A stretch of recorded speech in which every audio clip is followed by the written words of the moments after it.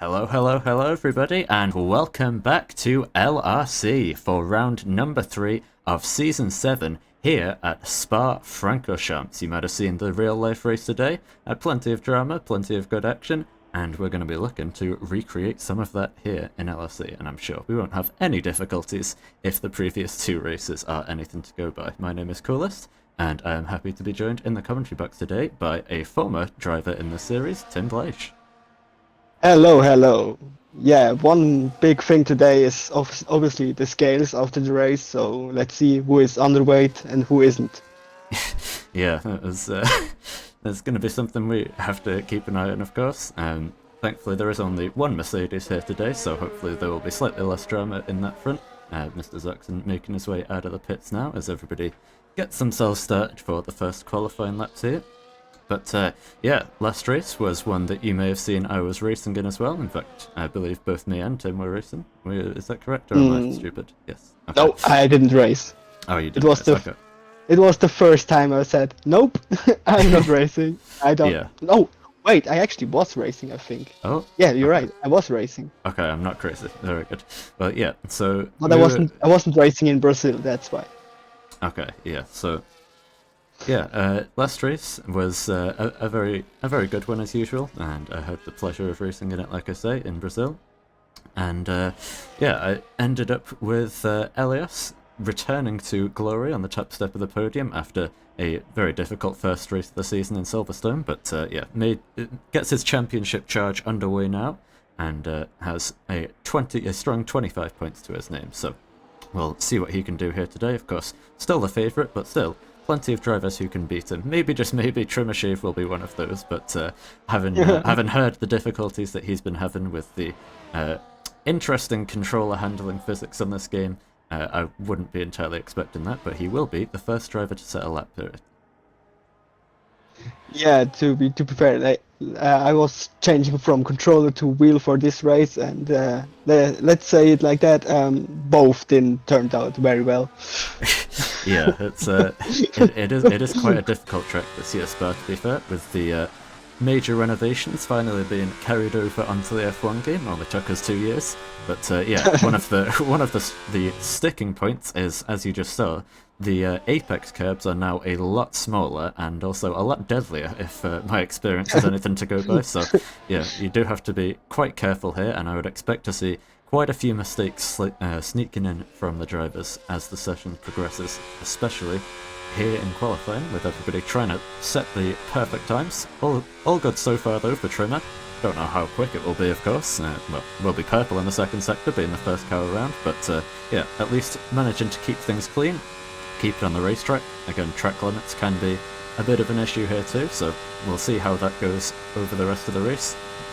But yeah, everybody just making their way around now on the first laps. There's also, I believe, the House of Blazer. Oh no, the House of Q-Man is going to be just after Trimmer, but we'll watch the Sauber driver exiting the final chicane at the bus stop and making his way to the line for a 1:44.5 as the banker time. Will it be beaten by Q-Man?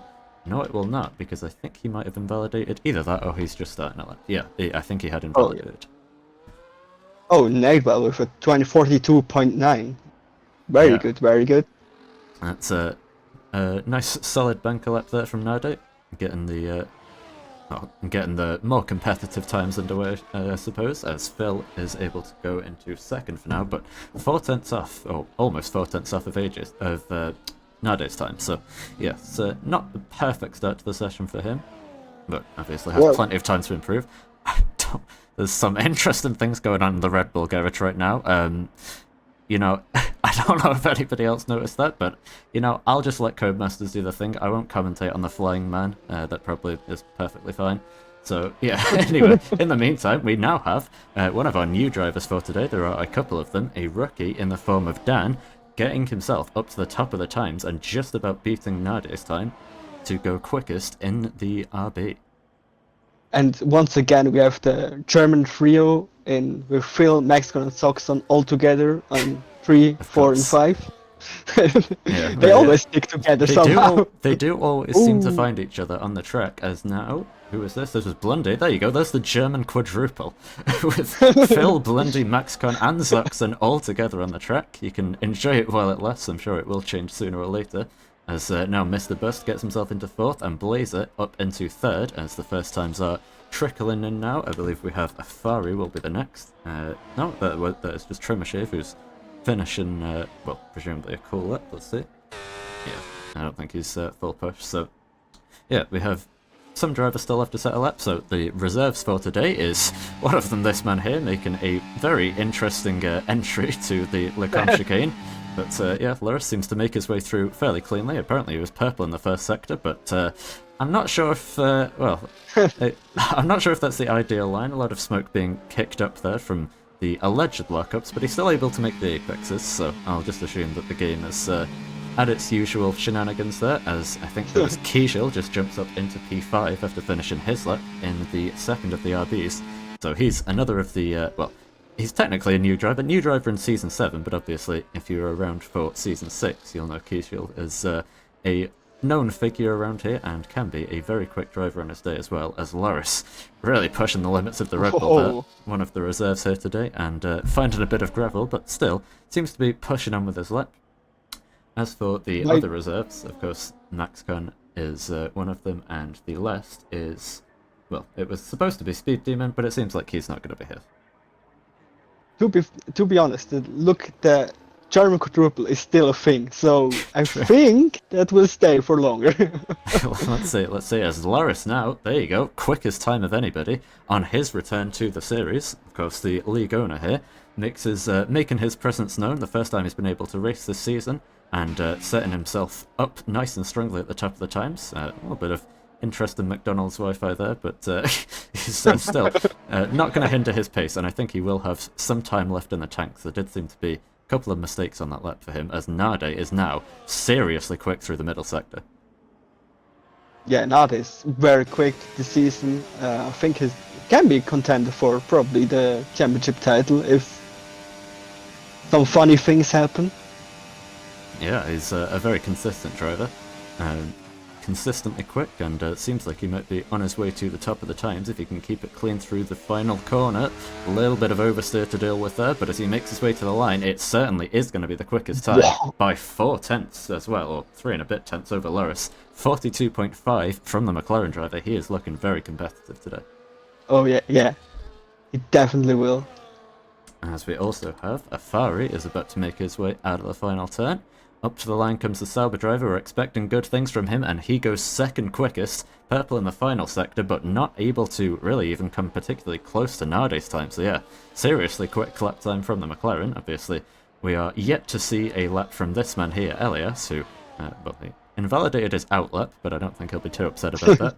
But yeah, the 2 Ferraris and the pass of Darth Keyman, and also AJ in the other Red Bull, all yet to set a time. So here we go, we have a championship contender, not yet the championship leader, Elias, making his way across the line to start his first flying lap of qualifying. Yeah, let's see what times he can set. I think he will probably beat not this time, but who knows? Making his way up Eau Rouge now. We'll see what he can do. Obviously, he's smoked the rest of the field, to be fair, in the 2 qualifying sessions that we've seen so far this season. But let's see what he's able to do here. Obviously, the first sector is not somewhere you can make up too much time, and he is still going to be purple, though, and also taking some very aggressive lines. You've got to ride on board to really feel this out. The way he's just able to slide the car around the corners and still find the grip that he needs is seriously impressive. It is, of course, this is why he is the favourite for the title and for just about every race we go into, but looking like a very clean and tidy lap from the Ferrari driver so far. He makes his way now into Pouan, a little bit wide of the apex there, but probably just trying to steer clear of the curb on the inside, which can absolutely bite if you take too much of it. Now into Piff Paff here, the right-left. Of course, a lot of the corners around Spa have multiple different names because nobody seems to agree on which one is which. But out of campus now and through Stavolo, he's all gonna grab a bit of curb on the inside there. A nice save from the Ferrari driver, but that will not help his lap time too much. But I think, judging by the pace of his middle sector, it's not going to make too much of a difference. As he makes his way through Blanchimont now, going to get a little bit of traffic, bit of a tow, in fact, from the McLaren driver there, who pulls off to the inside, on the brakes for the bus stop now, get it hooked in, take as much curb as you dare, and doesn't lose any traction, so on the exit now, up to the line he goes, and blows the field away, as usual, with a 141.3. Just 1.1 seconds faster than P2. That's normal. All in a day's That's work the for usual us. thing. Yeah, It drives like physics aren't the thing. yeah. The track seems to conform to his car rather than him doing the other way around. So yeah. Anyway, we have Q-Man making his first lap in qualifying here. Only able to go P11 for him, so I think he will be looking potentially to improve on that. And as usual, the battle behind Elias, and in this case behind Nade, is especially close, as we do now have Speed Demon joining the lobby, so we will have 17 drivers, with 4 of them being reserves here today. And yeah, we have 8... One thing that happened was Darth Human actually split the German quadruple. Oh, he did, yeah. That was a shame. Well, I think right guys behind Phil. Yeah, I don't know if it's going well. Yeah, I think those guys will all have plenty of time for another attempt in this session. So let's see if they can perhaps reform the group before we get to the end of qualifying. There's still time just yet. As yeah, AJ just on his outlap here now, the only driver yet to set a time in the session. We have Blundy making his way up the line here and going P7. Nice improvement from one of our German quadruple here. And yeah, in front of Phil, so yeah, in front of Phil, so it's certainly possible. Yeah, we'll see how it goes over the rest of the session. I think Afari just getting another lap started now as he makes his way into turn 1, but locks up, goes deep into the source, and that is, well, potentially a lap ruiner. We'll see if he decides to continue with it or not, but yeah, a little mistake there from him. We have seen a few of those in qualifying in the past, so we'll see what he can do. Still running strong in P3 at the moment, and is going to get a nice tow from his teammate, but unfortunately, that will be to no benefit because he has now decided to abandon that lap. Yeah. So maybe he tries another run, or maybe his tires are not on temperature. Who knows? Yeah, well, we'll see. I think the mistake at turn 1 might have just cost him too much to make up. As oh, and there then he cosplays me. Okay, I don't know. Blazer has just completely straight-lined the Lrc chicane. He clearly wasn't happy. I don't know. Perhaps he made a mistake earlier on as well, the source, because he also went off at Radion. So a lot of things going on here. Strange antics in qualifying. As usual. Yeah, perhaps trying to mimic the real life stuff, I don't really know, but yeah, hopefully we don't have anybody making contact with each other. Lrc is now going slowly on what I think was an actual lap, but doesn't seem to be anymore, as the Williams of Blundy makes his way past. I doubt Blundy's well, Lrc is actually faster than his usual at times, but yeah, he abandoned it, yeah, right after the sector, I think. Yeah, I'm not sure. Perhaps some kind of mistake for him. We'll see if he pulls into the pits. Yes, he does. So, yeah, I would assume some form of mistake that we didn't catch for Lrc, and he's going to have to, well, do a nice little pit stop with only 4 minutes left to go in the session. But, yeah, still has a good banker in at least, so P5 at the moment. I don't think that would be the end of the world for him. Has some good pace, and, yeah, the race is going to be... There will certainly be a lot of overtaking potential in the race, so... Let's see how it goes, as AJ has to make his way back into the pits after invalidate in another qualifying attempt. That's not looking good for him. Yeah, no, not at all. I'll have to see what he can do, but yeah, still has time, just about, but it is obviously a very long lap here in Spa, so outlaps do take a lot longer than usual, so hopefully everybody's able to factor that in. A lot of drivers still in the pits, so I'm expecting in a few moments' time we are going to get quite a rush of cars heading out onto the track. We do already have 5 cars, or 6 cars if you include Trimmershave, out on the track. So yeah, we'll see what they were able to do. And well, let's hope they just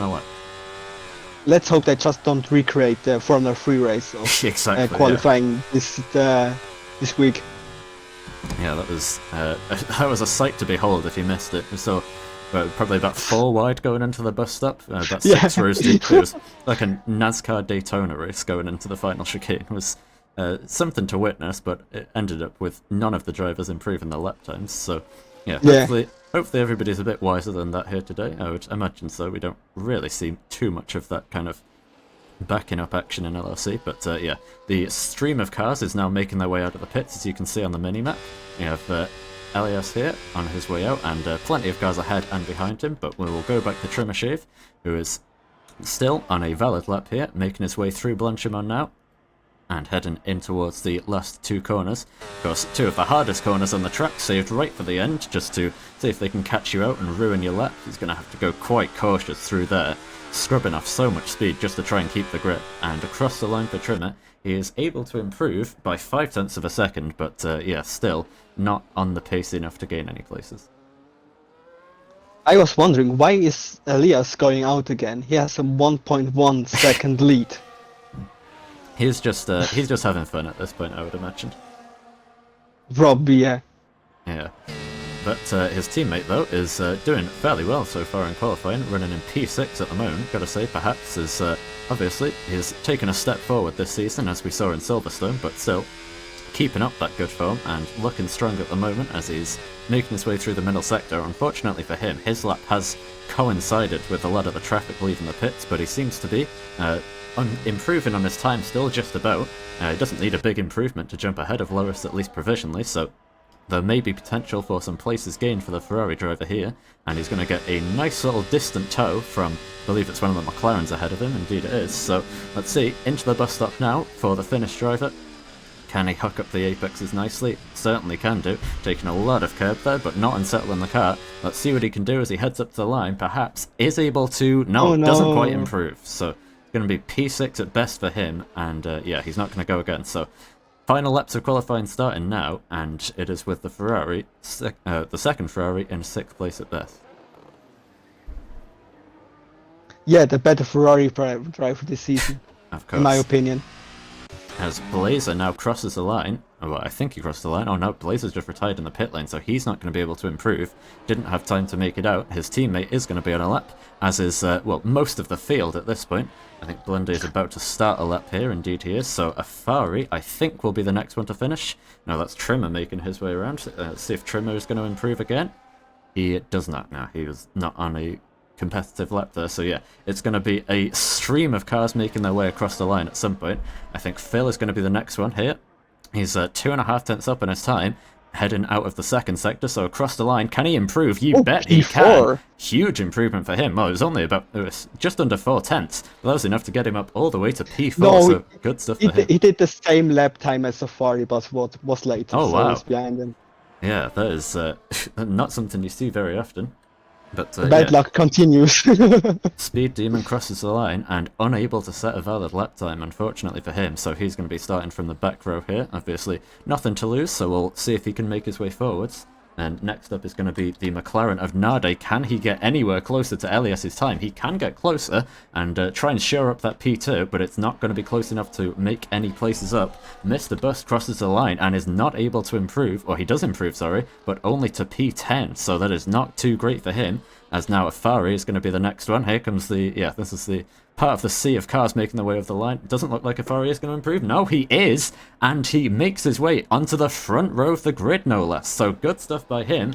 Elias is going to cross the line to improve even more, just to add insult to injury for the rest of the field. 141 flat from the Ferrari. Just a ridiculous lap time. Lrc not able to improve. He's going to go back into the pits. Meanwhile, Mr. Zuxen crosses the line. He can't improve enough to gain any places. He's going to be down in P15. AJ crosses the line. Can't improve either or set a valid time at all. As Q-Man jumps up. No, Q-Man doesn't jump up. Who jumped up? Blundy jumps up into P7 as he crosses the line. And I think that is going to be just about the end of qualifying, as Q-Man is not able to set a valid time. Yeah, that was it. I have to say, I'm a bit disappointed in Elias. I thought a 40 flat would be possible, but looks like he's washed now. Yeah, unfortunate for him. Well, we'll see what he can do. He'll probably set a 1:39 in the race, knowing him. But yeah, it takes a dominant pole position, I think it's fair to say, as we've seen so far this season. This time the margin 1.2 seconds over his closest rival, Afari, who right at the death is able to pip Nade, who has a very strong qualifying session. gets himself into third. Likewise for Phil, a P4 will be a very good result for him. He will be very pleased with that, I would imagine. Debutant Dan for RB is able to make his way onto the third row of the grid with a strong P5 finish, and we'll review the rest of the order in a second once the game is able to give us the full timesheets. There we go. So it's Blazer in P6, another decent qualifying for him. I think he might have fancied a slightly better place than that, but he can still make that work in the race. Same goes for both his teammate and Blundy, who will share the fourth row of the grid in 7th and 8th. Then Lrc on his return, only P9, wasn't able to improve on his second lap. I believe he invalidated, so he might be a little bit disappointed with that. We'll have to keep an eye out if he can come through the field, then perhaps down in P10 after not being able to improve. From Mr. Bust in 11th, Kiesiel returning in P12, then it's MaxCon, Trimmershave, Zoxen, AJ and Speed Demon rounding out the grid. I just noticed the gap from P2 to P11 is less than the gap from P2 to P1. Yeah, that's what we mean when we say the gap behind Elias is incredibly close. It's a great fight for P2. Yeah. I think So- Elias should drive an F2 car next race. Honestly, would be would be interesting to see. But yeah, we have I think by all accounts a very interesting race ahead of us. Like I say, may well only be for P2 in the end, but we'll see. Crazier things have happened. Silverstone, of course. We saw things going wrong for Elias and wasn't able to get the win in the end, so it is possible. Yeah, I mean, La Source is a hairpin to the right. Some terrorism can happen. Who knows? Certainly can. But yeah, let's wait and see. Of course, the first thing for us to take a look at will be the strategies, which is going to be presumably a interesting mix of strategies as usual. That's what we normally tend to see, but can't be too sure. Unfortunately, we don't have Aero, the expert, here to tell us the what the strategy plan is for this one. But we'll have to wait and see once the drivers are ready what tyres everyone has opted for. But yeah, I think there will be certainly a few drivers. I'm thinking Lrc, Mr. Bust, potentially Kiesiel especially, all starting around the mid-pack. If they can have a clean start to the race, those guys can certainly challenge further towards the front, I would imagine, as the race progresses. Yeah, but on the other side, the most craziest strategies are missing because I'm not driving. Of course, yeah.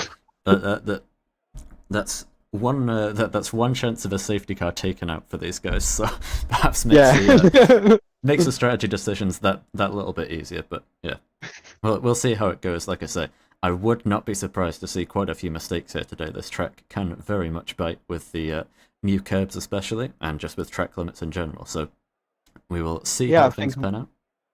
I think we'll see a lot of track limit penalties. Yeah, I would have to imagine so. But yeah, presumably in a few moments' time, there we go, right on cue, we will get ourselves underway with the formation lap and take a look at what tyres everybody has gone for. And there you go, there is your usual mix of strategies. It's about a 50-50 split of soft and mediums, and then Lrc, Trimmershave and Speed Demon all on hard tyres. So yeah, Tim, do you want to take us through it?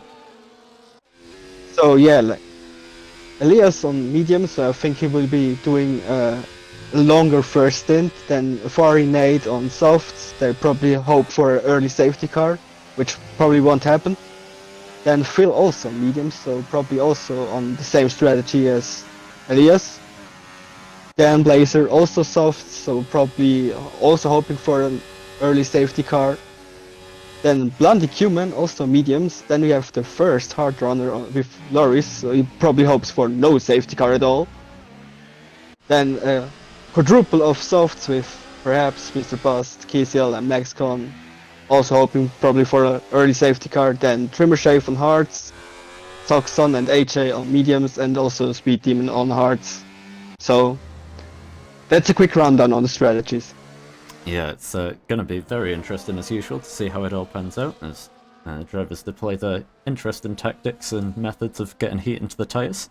I'll leave them to do that, but yeah, I think it's going to be interesting to watch on the start, especially here. Afari and Nade are going to be going aggressive, you would have to imagine. Obviously, Belgium being one of the tracks where pole isn't necessarily the best place to start, so we'll see what can happen here on the run down the long old Kemmel Street. Both Afari and Nade will presumably have much better traction on the softs coming out of La Source, so there is plenty that can still be decided yet, and we'll have to see exactly how it pans out, and keep an eye on those guys, as well as Dan and Blazer, of course, on the softs as well. Will be punchy on the start, and yeah, it'll be a case of whether the medium and hard runners are able to hold on to their positions and also keep out of chaos in the process. It's going to be a lot to keep on top of here. Yeah, and also I think if Nate can get a good start behind Elias, he can probably do a dive bomb into turn 1. If he does it right. Certainly possible. We'll have to see what everybody's ideas are. Will they go for it? Will they be fully aggressive, or will they be conservative and try to keep in mind that this is, of course, a 22-lap race? We will have to wait and see. But waiting we will be doing for not much longer, because Speed Demon is making his way onto the back of the grid now, and once he gets himself lined up, and once Zuxon gets himself lined up, there we go. We are ready to get ourselves underway with the race here in Belgium. We've got 3, 4, and 5 red lights.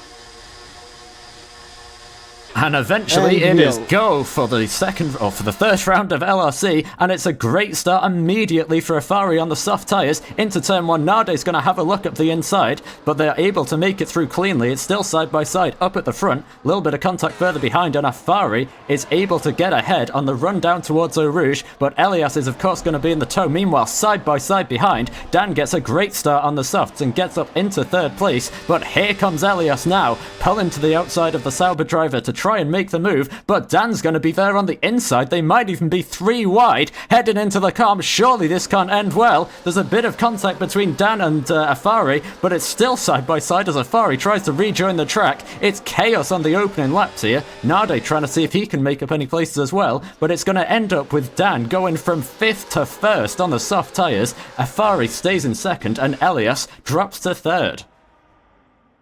Yeah, that was the perfect start for Dan, so he capitalized perfectly on the soft tires for the first few corners. Indeed he did, and this is a sign of the tyre difference. You've got Mr. Bus now immediately on the back of his teammate. Those guys started 7 places apart at the start of the race, but the soft tyre is just that much better than the mediums, so Phil trying to cling on to whatever places he can here. He's dropped from 4th down to 6th, and Mr. Bus, his teammate, has a fantastic start as well, also up to 7th from P11.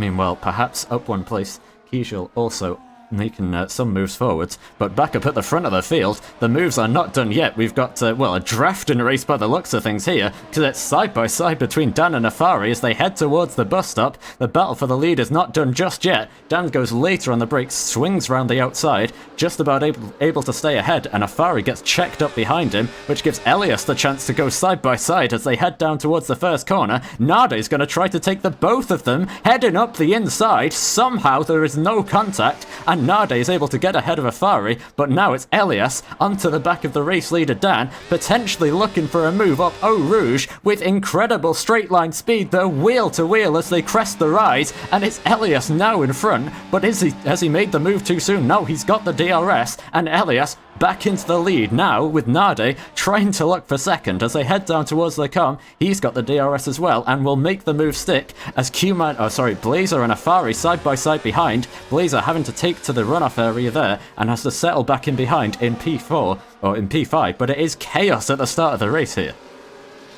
Yeah, that was probably one of the most chaotic few laps I saw in Spa. Truly an LRC event. Absolutely is, yeah.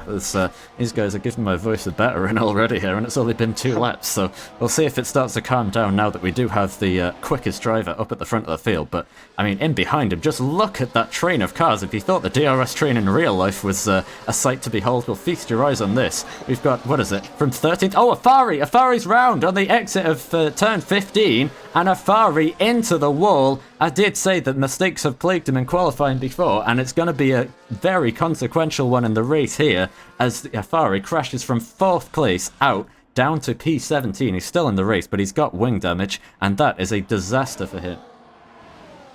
Yeah, he really has to pit now, and I think he probably also retires now. So yeah. He did that thing that I do in every race. Yeah, this season. So yeah.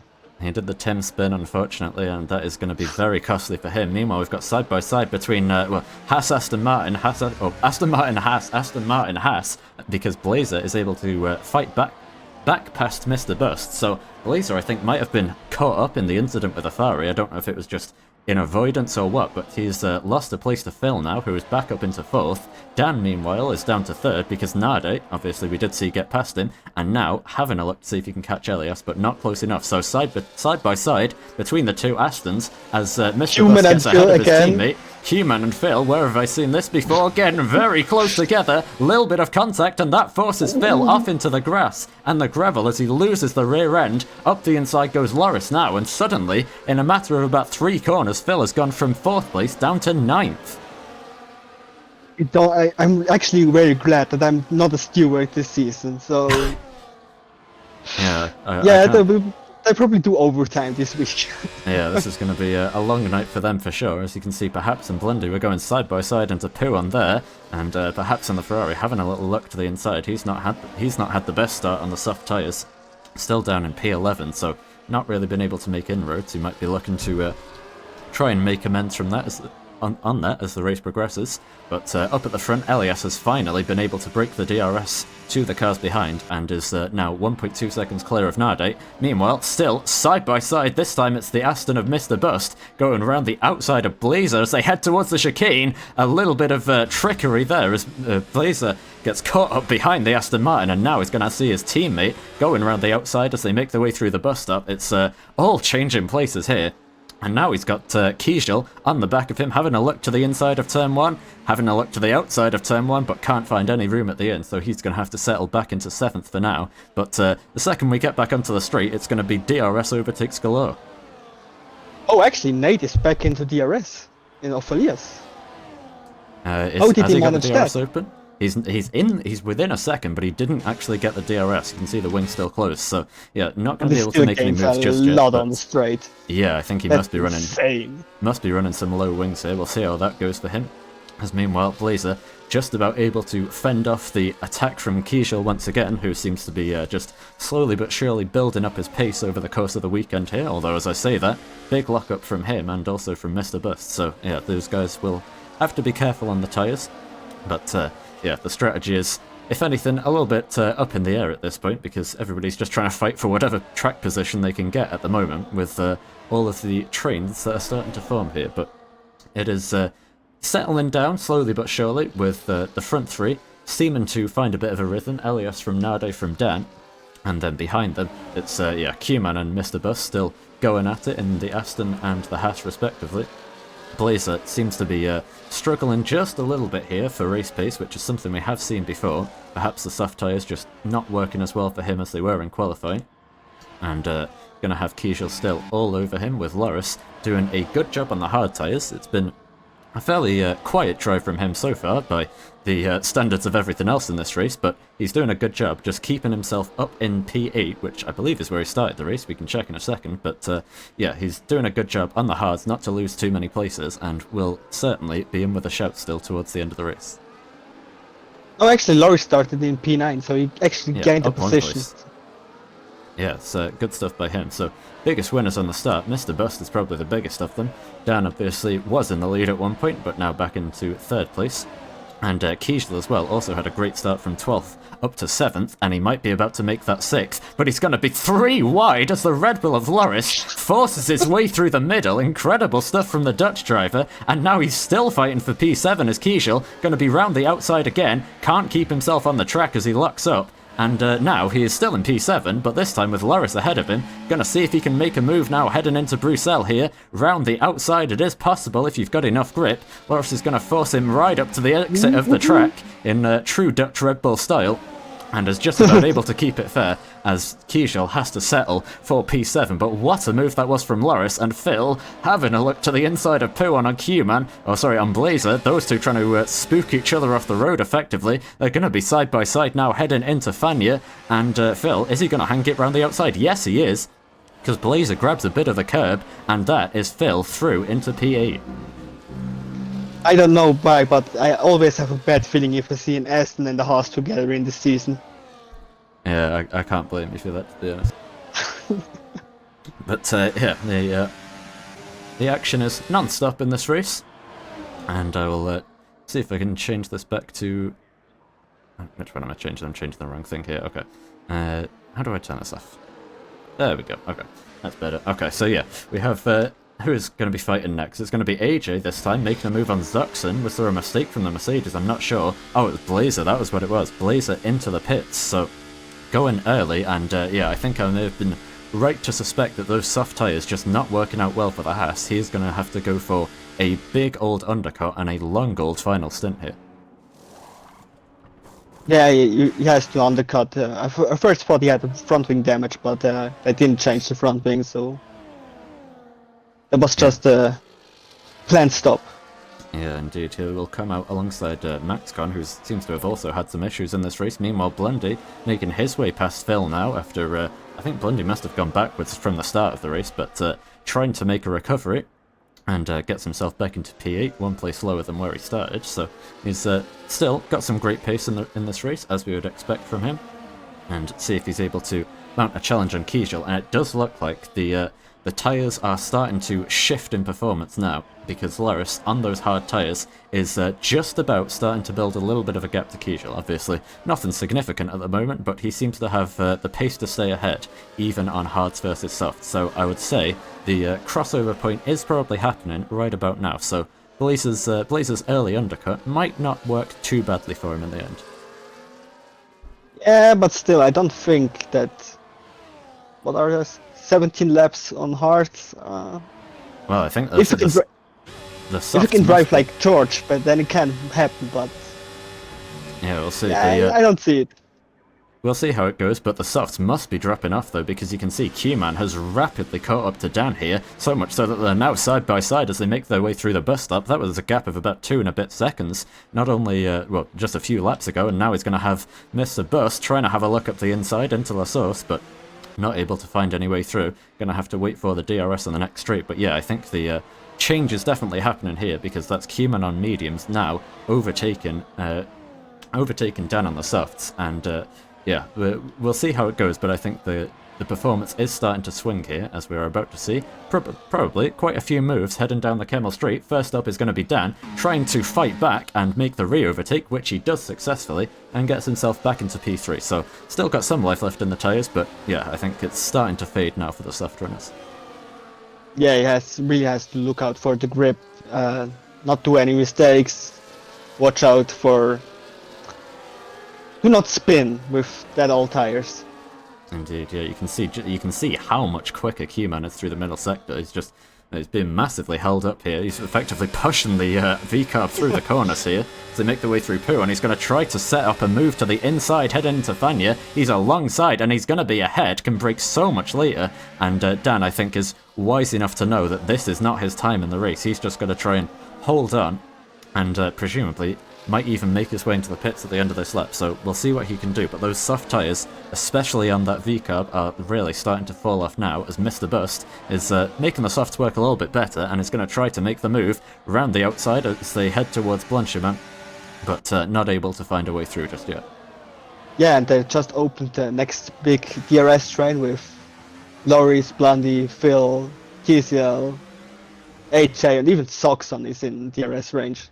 Yeah, and Lrc here is setting up a move. We saw somebody into the pits. That was Kjell coming in there. But we've got Lrc now side by side with Mr. Bust heading into La Source. It's going to be the Red Bull on the outside, Aston on the inside, getting close together but keeping it fair. So they almost bang tyres on the exit. It's going to be a traction race off of turn 1, but it's Lrc on the hard tyres who has the better traction and the better straight line speed as well. So that might just be yet another sign of the tides changing on the tyre grip here, as Lrc gets himself up into P5, continuing a very strong drive, as Dan is about to repeat the feat here and repass Q-Man once again into the com for P3. Meanwhile, behind them, Blundy is having a look on Phil, or sorry, that was the other way around. Phil having a look on Blundy and getting himself back into P7.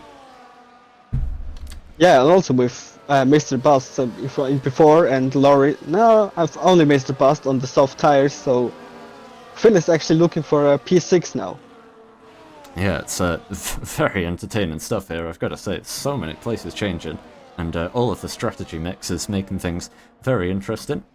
Also, going to take a few moments of calm in the middle sector here to give a mention to the other drivers who have made their stop. So Kjell pitted onto a set of hard tyres, as you'd expect, and came out just about ahead of Blazer on 2 laps fresher tyres, of course. So we'll see if those guys begin their own battle, but I think what would be best for them is if they're able to just sort of tow each other along and try to make that long undercut work in the, as the rest of these guys continue to fight each other to the death, it seems, up at the front of the field. So let's see if anybody dives for pit lane this time. I would have to imagine at least one of the soft runners is going to be in. Let's see, is he going to go for it? Yes, Dan does come into the pits, so decides to give up the ghost on those tyres as AJ picks up a time penalty there for track limits. So first of, actually not even the first, I think SDN and Afari both already have some as well, so that is going to become a factor as the race goes on. But to be honest, I expected more track limit penalties at nearly half time, so they are actually behaving today. Yeah, we'll surprisingly. See. Of course, drivers. There's always the possibility that drivers are just slowly but surely picking up the warnings, and it's only going to start turning into penalties a bit later on.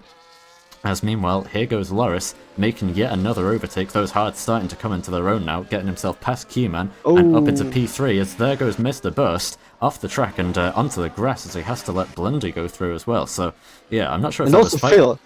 Yeah, I was going to say, I think he was fighting his teammate there, ended up getting pushed off the track and conceding 2 places and drops down to P7. So I think those soft tyres are certainly they've certainly seen better days at this point. So he drifts his way into clear on. Look who's in front of Phil Malone.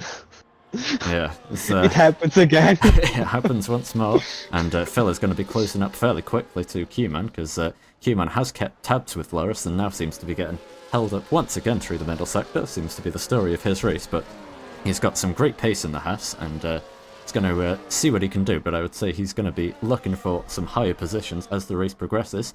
Meanwhile, we also just saw, if I can cut away for a second, Dan getting past Trimmershave. I believe that was in the middle sector, so good job by him. Obviously, Trimmer not going to fight it too hard, but the real fight is back up the field, where we have Q-Man still all over the back of Lrc. Nade decides to stay out for yet another lap, so he's still got just enough life in those tyres, but the gap is really starting to come down, as now, what's going on? AJ is out of the race. I think he's hit the pit wall on pit entry and knocked off his front left tyre, being reset to the track, and AJ out, safety car out as well, and strategy is about to be mixed up big time here.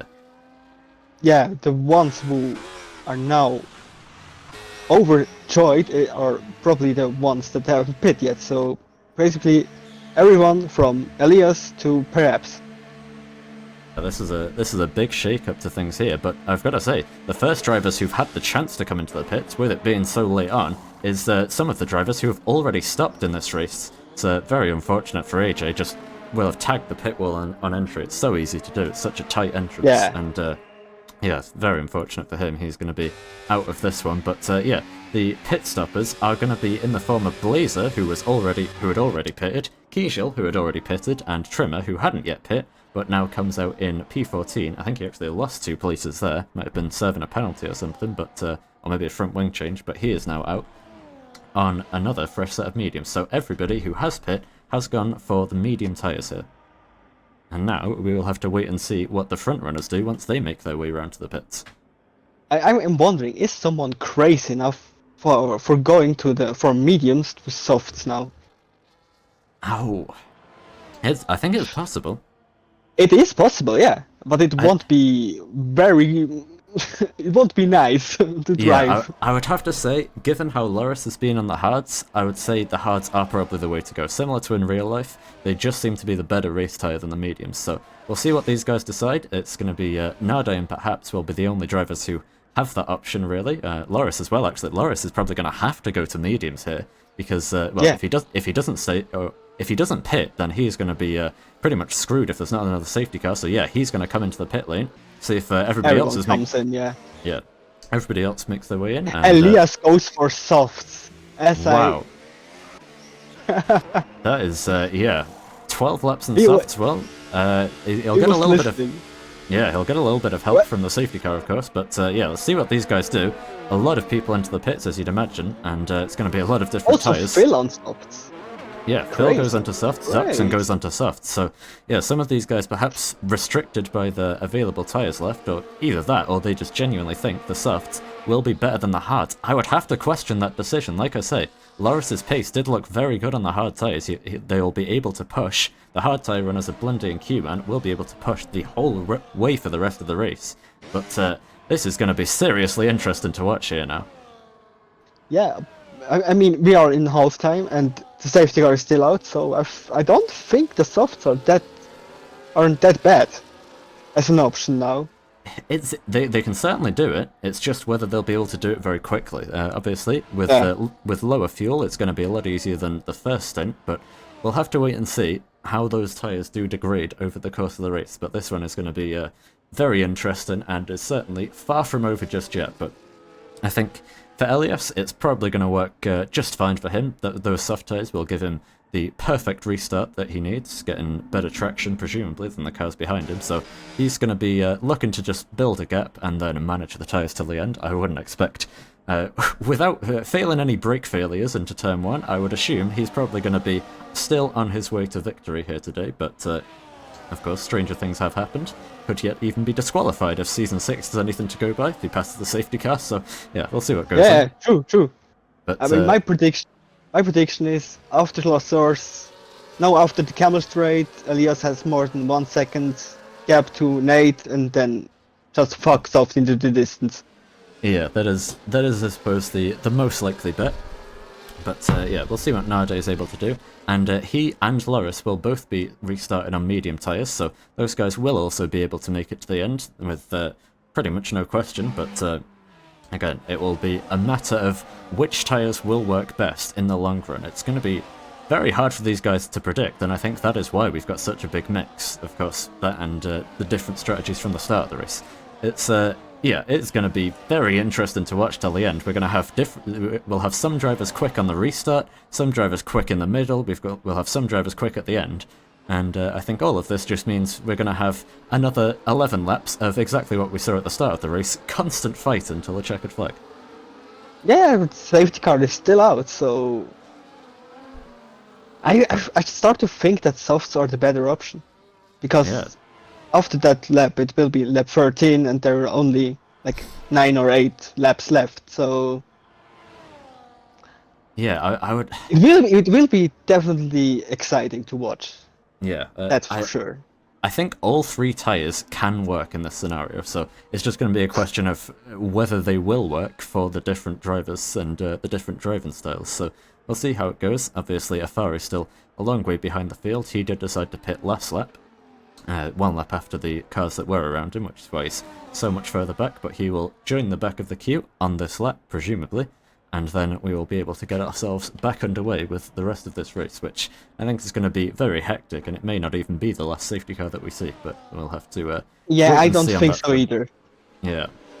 Yeah, it's, as the saying goes, tale as old as time, cautions breed cautions, and that's something that we've seen happen before in LRC. We hope not to see it again, but given the fierceness of the racing here today so far, I would have to expect that it's a possibility we can't write off. But yeah, on the restart, also, I would say... Oh, go on. Also, Darth Cuman and Phil Malone are together again, so... That's not the last safety car. Yeah, that's what I was about to say. Is on the restart, I would say the probably one of the main drivers you want to watch out for is going to be Phil, because he's on softs. Keyman ahead of him is on hards, so Phil is probably going to be looking to make that move as quick as possible, but obviously depends on how everybody's restart goes. Then Dan behind him is on mediums, ahead of Blundy, who's the other hard runner, who's got Mr. Bus behind him, also on mediums. So yeah, Zuxon behind him. Anything can happen on this restart is what I'm trying to say. Yeah, and after perhaps it's all mediums. Yeah, I think mediums for everyone. For everybody from perhaps down, as safety car is confirmed in this lap, everybody from P10 downwards, just on the medium tyres, they're going to play it safe and try to capitalise on the chaos that is most likely about to ensue ahead of them. So we'll see how many of those guys who aren't in the points right now will be in the points come the end of this race. I wouldn't be surprised if it was quite a few of them, but let's wait and see. Going to be down to Elias to decide, as usual, when to put the foot down. He's going to be going at a fairly solid pace as things stand, and is going to have everybody somewhat spread out as far as safety car restarts go, but the safety car will pull into the pits now, as you can see, up the road, and it's a question of when this Ferrari goes. It's most likely going to be on the exit of the bus stop. Sets himself up nicely and puts the power down now and gets us back underway with green flag racing, and it's a slow restart from Nade there. Lrc is immediately going to look to challenge him around the outside into turn 1. The McLaren will have to go defensive. Lrc is going to try to set up a switchback, and he's going to set it up beautifully there with better traction on the exit of the corner. We know he's got good straight line speed. The Red Bull is now ahead as they head up Eau Rouge for the first time on the restart, and we're going to get to see what those tyres are going to do. Nade picks up a track limits penalty, so yeah, this is going to be something else we'll have to watch as the race goes on here, but he seems just a little bit slower now, seems vulnerable to Q-Man, who's going to have a little look up the inside of the McLaren driver, can't find any way through though, and it's going to be a fairly clean restart so far, but I think once that DRS gets enabled next time around, things are going to start to kick off here. Oh yeah, and like I predicted, Lrc is already out of DRS from Elias.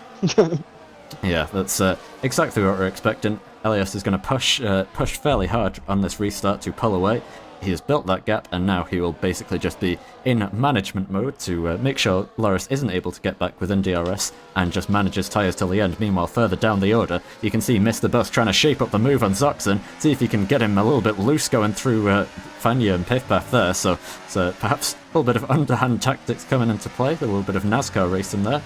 But yeah, this is still stuck behind the Williams for now, and he will want to get past because, of course, Blundy on the hard tyres, Mr. Bust on the mediums, Zoxen behind him on the softs will be pressuring him the whole way to see if he can make that move. It's so close together between all four of them, really, as they head into Blanchimont. There's moves further up the order as Phil and Dan go side by side. It's side by side now between the Haas and the Aston Martin of Blazer, who comes out of nowhere to make up 2 places and get into P8. Blundy somehow survived the onslaught of quicker tyre runners behind him for the time being, but Zoxen now under pressure from the Aston of Mr. Bust, who dives back up the inside. Kiesel doing the same thing on perhaps in the background. It's all kicking off like I said it would, and we've not even got to the DRS zone yet. It's Zoxen just about ahead of Mr. Bust as they crest the rise, but Blazer is now going to be straight onto the back and onto the side of Blundy, making his way by before they even open DRS, and that Williams going to be a sit and duck now. Pass goes 1, pass goes 2, pass goes 3 as they head into the into the calm, and it's Mercedes side by side with the powertrain recipient of the Williams of Blundy, who's fallen back to 10th place here. There's so much to keep on top of, I can barely keep up. But Kiesel just about stays ahead of perhaps after making the move at turn 1, and now action is happening further up the field because Q-Man on the hard tyres is making them work beautifully, unlike the Williams, and is going to go right round the outside of Nade at Pouan. That is not something you see every day. Both drivers keep their footing as they head down towards Fanya. It's the McLaren on the outside, the Haas on the inside. They touch, and a spin for both drivers across the track goes Nade. Q-Man off into the barriers, and it was inevitable, it was gonna happen at some point, and there is contact, and there is the chaos. And the one with the biggest smile now is probably Phil, who is now in P3. Indeed, yeah, he's gained massively here, worked out very nicely for him and the Aston Martin, but he is still going to be under pressure, not going to be plain sailing for him by any means to the end of the race, as he now gets repassed by Dan, who gets back into 3rd. Blazer gets past Mr. Bust as well, or might have just been fending off from the Aston Martin driver. But yeah, all going on here. We've got Afari trying to make moves on Kiesel, but Kiesel staying ahead after somewhere along the line he lost a place to perhaps, as now there's contact between him and Afari, who is sending it into La Source, and yeah, things getting very heated between the drivers here. Yeah, it's all kicking out now. It's kicking off. They all lose their sanity. And here it is once again, the DRS train returns, but Blazer has got some great straight line speed. He's going to use that to try and get past Phil. He'll have to do it a little bit in the braking zone, and he is able to make it stick nicely and gets ahead up into P4. So Blazer making a great recovery drive here. The safety car has definitely helped him out after a tricky earlier stint. As well, behind them we have Afari, was able to get past Kiesel, who is now going to be fighting against Trimmershave of all people, who is still keeping himself just about in contention if anything else does go wrong further up the order. So yeah, plenty to watch here. as there has been for just about the whole race, and it's still now going to be Phil on the back of Blazer, using those soft tyres of course, and keeping tabs through the middle sector. He's got his teammate as backup right behind him, so yeah, the drama far from over just yet, as we've got 7 laps to go here in Spa. So yeah, I mean, I also lost somewhat the count on everything, because everything is happening right now, because we have another big DRS train from basically P3 to P16.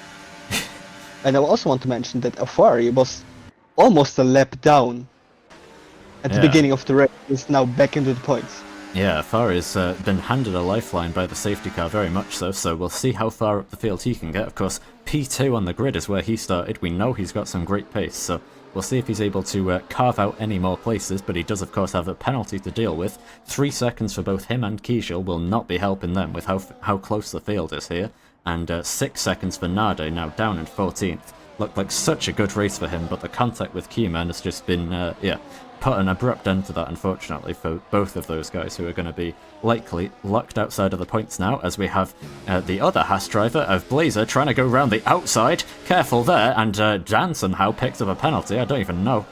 I don't think he was even off the track, but somehow he's managed to pick up a penalty of his own, so that will not help him either. And Blazer, despite going off the track, he doesn't pick up a penalty, and stays in behind in P4 for the time being, with still the train of Phil and Mr. Bust in both the Aston Martins right behind him. But behind him for how long? Phil's going to have a look to the inside of Pouon, but doesn't have the full commitment that he needed. His teammate's going to have a look to the inside of the second part of Pouon, see if he can find a way through, but yeah, going to make the sensible decision not to take out his teammate. And they stay single file for now, as off the track goes Dan for a second there, and that's going to allow Blazer to get round the outside, heading into Campus Corner. One of the Astons is stepping out there, that's Mr. Bus, who's made a double overtake to get past the both of them. Meanwhile, I think contact further behind, because Kijel is also off at Campus. It's all kicking off down at the bottom of the track, and Kijel now had a chance at points, but he's not going to have it anymore. Meanwhile, the fight is still going on up the order. Dan's fighting with the Aston of Mr. Bus still, up the inside, into the bus stop, and getting ahead of Mr. Bust, and just about settling back into single file, as behind them they're still side by side, as Safari tries to get past perhaps, and is just about going to be able to do so. Still wheel to wheel they'll be heading into turn 1. Dan's trying to make a move on Mr. Bust, perhaps is sliding into the side of Afari. So much is happening here, but Afari just about stays ahead in the Sauber. Further up the order, Mr. Bust is now in 3rd place all of a sudden, and Dan is right behind him. We've got the Aston going off, the Haas going off the road of Blazer. There is so much going on. It's 2x2. May they make it 3 wide? Yes, they will. Blazer comes past and might just make a quadruple overtake, but he can't make it stick because there's contact. It is chaos finally boiling over at the front of the field. Sideways for a second, now turning across the front of Afari. It is all going on here. Perhaps he's going to see if he can finally get back past the Sauber. Round the outside he'll go at Bruxelles. There's so many places change. We'll have to recap all of this in a second, but it is now Mr. Bust in 3rd, Dan in 4th, Phil in 5th, Blondie's up into 6th on the hard tyres, ahead of Blazer, who was sideways for about 17 seconds it felt like, but still in P7 somehow, Afari up into P8, perhaps in P9, Zox in P10, and all of them not done with their battles yet, with 5 laps to go. They're so crazy. Oh, and off. They're so crazy. Afari loses 2 places there, running wide through the gravel. It won't cost him massively. He'll still have about, well, probably another 5 chances to get past all of these guys once they inevitably come to blows again. But yeah, there is so much going on here. And in secret, Phil just picked up a 10-second penalty. Oh, so wow. His bad luck still continues. So that is... I have no clue how that has happened for Phil. I've seen him pick up... I've seen 10-second penalties before, usually for speeding or something like that, but I have no clue how that has happened. I hope for his sake he's able to get it removed after the race, but if not, that is a disaster for him. It was looking so great until it wasn't. Yeah, that would be a big blow for Aston. This would be a fantastic result for them.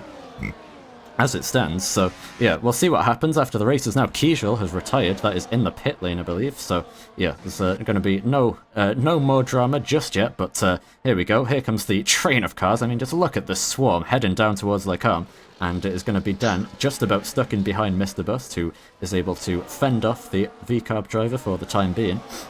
And yeah, for once, everybody manages to stay single file as they head into the middle sector. Afari, though, is going to try to change that, having a look up the inside of Zoxen into Bruxelles, and he might just make it work as well, using the, well, the extra grip that he might be starting to have now on the mediums versus the softs. Didn't look like he had all that much grip, though, going through Jackie X's corner there, losing the back end, but still keeping the position, and back into P9 for the Sauber driver.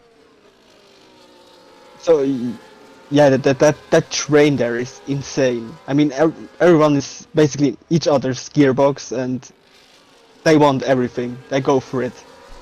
We love to see it. It's great racing. Let's just hope that everybody's able to continue to, well, hopefully everybody's able to keep it clean from here until the end of the race. But yeah, it's fantastic action all through the day. Hope everybody will be thoroughly entertained by this. But yeah, still, somehow, we do have 3 laps left to go.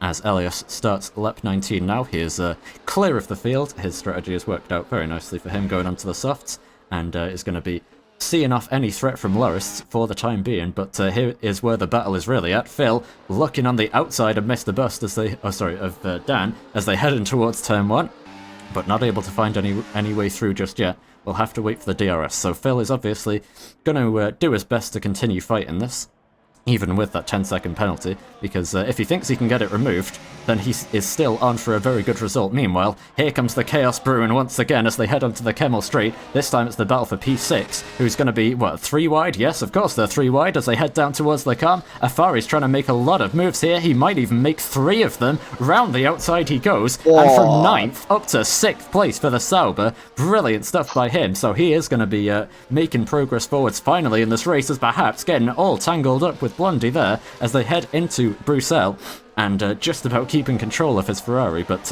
yeah, these guys cannot stop switching places. Blazer now is, well, down in P9 after contact earlier, somehow is still in the fight, and Zoxen is all the while just waiting in the wings in P10, and I've got to say at this point, everyone who doesn't have penalties is going to be in quite a good position, because there's a lot of drivers now with 3 seconds on the board, as you can see as Blazer making the move on perhaps going through Piffpath there and getting himself now back up into P8.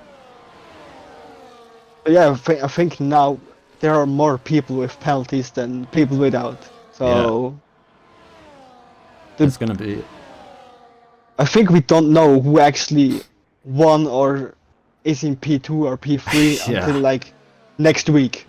We'll have to wait and see. Obviously, this is just with the games penalties. That's before we even get any stewards' decisions. So yeah. You'll have to tune in next week to get the full update and rundown on the results. But I've got to say, the driver it's looking best for right now is Mr. Bust. Well, obviously it's Elias, but the driver it's looking second best for in the real championship is Mr. Bust in second place. Well, he will be in second place once they cross the line, I think. Oh no, he's miles behind Lrc, so Lrc will actually hold on to that as it stands, but of course, he is a reserve driver, so will be removed from the results. So yeah, P2 points is very much on the cards for Mr. Bust, but he still wants to get it done on the track, as the Astons go either side of Dan, wheel to wheel, they'll go into Lrc. Don't fight this one too hard, guys, because you have such a good result on the cards, and it is Phil now ahead of his teammate, still making those soft tyres work, even this deep into the stint, or making them work for only so long as they go into Bruxelles. Phil with a big lockup, Mr. Bust having a look to the inside, but not able to get through this yet, just yet.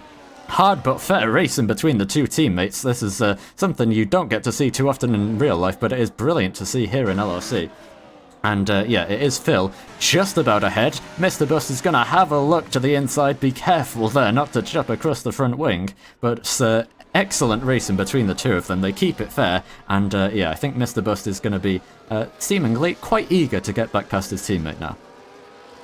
I mean, Phil just came out of nowhere. I didn't expect it to overtake Mr. Bust.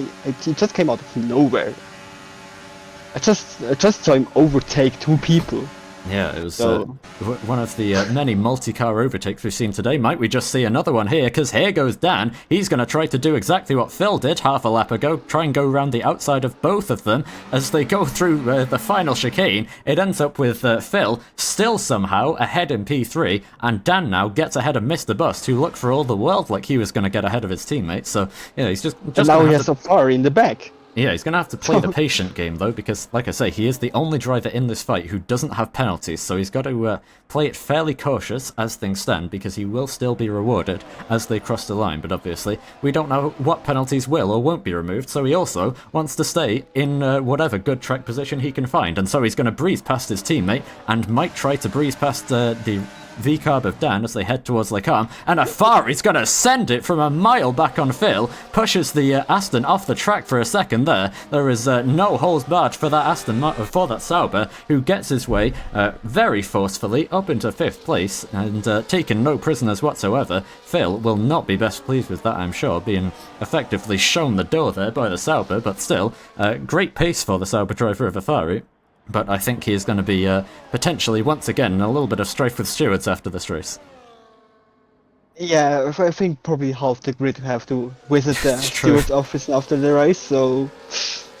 Yeah, we might just have to... It will be a long night. Yeah, we may just have to have a second driver's briefing after the race finishes, so yeah, we'll see how it goes. I actually want that out now. I want that, man. That sounds like... It can be the best or the worst idea ever. Well, we still have just a little bit time for some more chaos to ensue yet, because Elias now starts his final lap of the race. He's looking clear up at the front of the field, but there is plenty of places still undecided behind him, because this is now a train that goes from 3rd down to 4th, 5th, 6th, 7th, 8th, 9th, and 10th. It is a 8-car train, or 7-car train, sorry, that makes its way towards turn 1, side by side, because Afari sends another dive bomb up the inside, this time of the other Aston Martin and Mr. Bust. Those guys are going to be wheel to wheel on the final lap of the race as they head towards Eau Rouge. Afari, though, is going to back out because he wants the DRS. He wants to make sure he's got the run to be ahead once they get to the end of the Kemmel Street, and he's going to make it work now, but he gets boxed in, and Dan's going to go for the double overtake to the inside. Watch out for Phil on the outside, trying to make his way through as well, but it's Dan who makes it. Afari has a look to the inside, and it is a fantastic overtake, as we've seen so many times for the RB, and contact for Mr. Bust,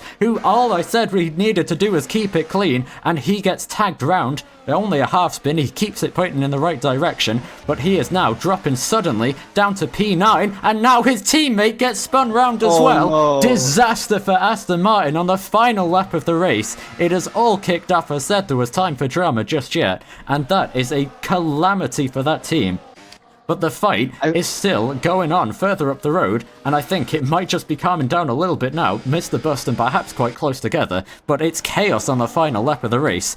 All the while, though, this man is completely oblivious to all of it, and Lrc as well, to be fair to him, has put in a fantastic drive and will be making his way towards second on the podium. But Elias will make his way around the final corner to claim victory for the second time this season here in Spa. Lrc will take second, but what about for third place? Dan and Afari, both with 3 seconds of penalties, banging tyres as they head into the bus stop chicane, and Afari's gonna keep his foot into the inside, making contact once more for good measure. He will take third place on the road as they hit the checkered flag, and well, everybody crosses the line behind them. Zoxon went for a sympathy spin as Nade just goes sailing off the track. He was side by side with Blundy. All standards have been completely dropped on the final lap of this race. No clue where anybody's finished. Afari somehow P12 at the end of that, after I think making an illegal overtake.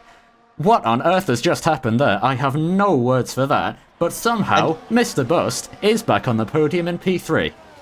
And if we point out Lrc, because he's a reserve, perhaps it's on the podium, out of nowhere.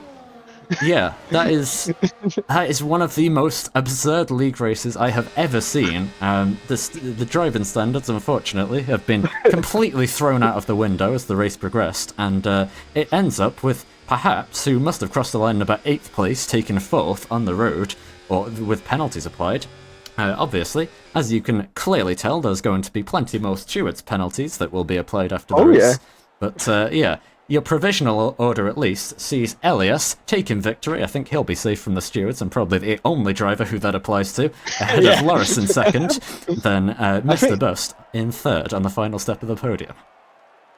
yeah, that I mean, LRC is not really known for good driving standards, but the last 2 laps, man, they were crazy.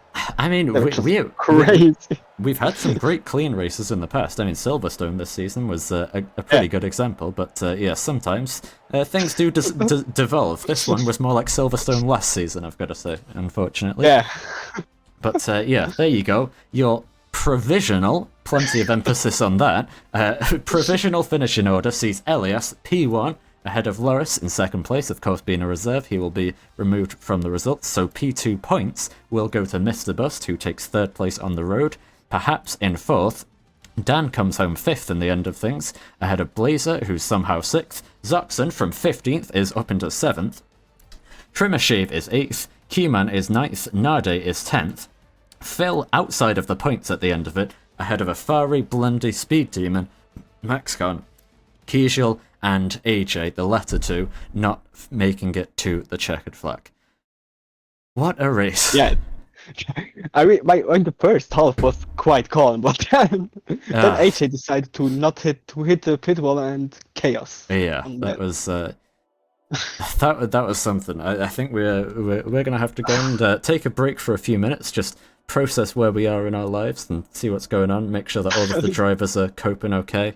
See what I'm sure World War III will have broken out in the league chat most likely. But yeah, that was probably yeah. At the very least. I mean, I think Aston Martin and Haas are probably killing each other right now. Yeah, I think because I think Phil collided with Blazer, so Aston Haas again. So there is too much to go through. Well, at the very least, if there's any neutrals watching this race, I think Sol was in the chat. I'm sure he will have had a great fun watching that. Obviously, might be a bit disappointed for his teammate, but still, yeah, it was a very entertaining race. Unfortunately, though, a very chaotic one. So yeah, we will be back with what I think will be some very heated takes from the drivers in a few minutes' time, and with some of their best on boards as well. We will see you in a few minutes' time.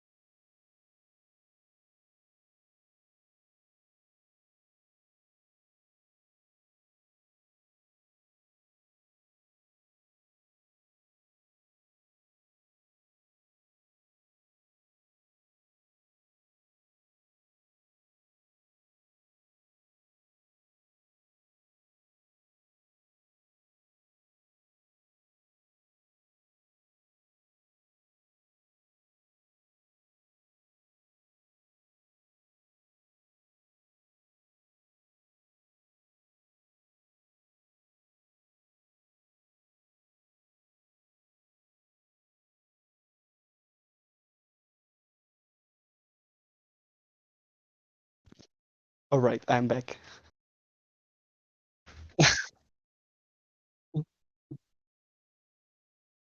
Yeah.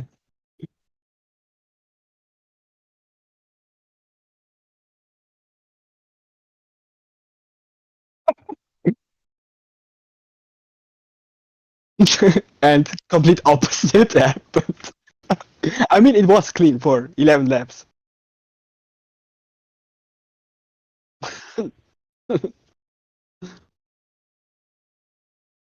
But then somehow the people remembered, oh shit, we're LRC, so time for murder.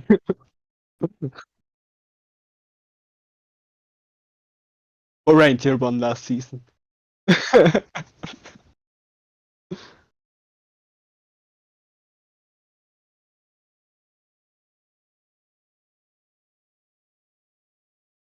What?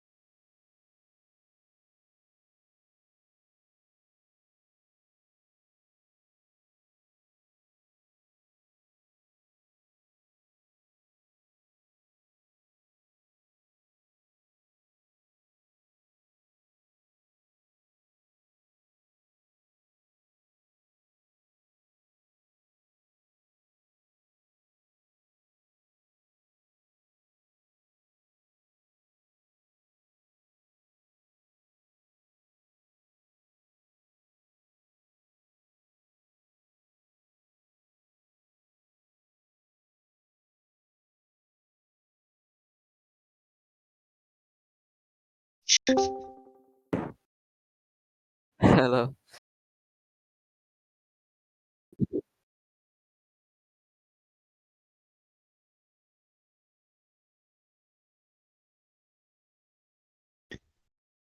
It was great. I was always like scared of Spa, like, cause um, I remember before starting the season, I was like, oh no, cause Spa usually is one of my worst tracks.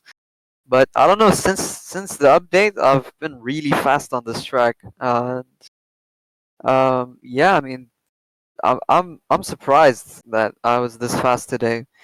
Um, Suzuka is next, and I'm not, I'm not, I'm definitely not gonna be as fast as today there, but I'm gonna give it my all as always.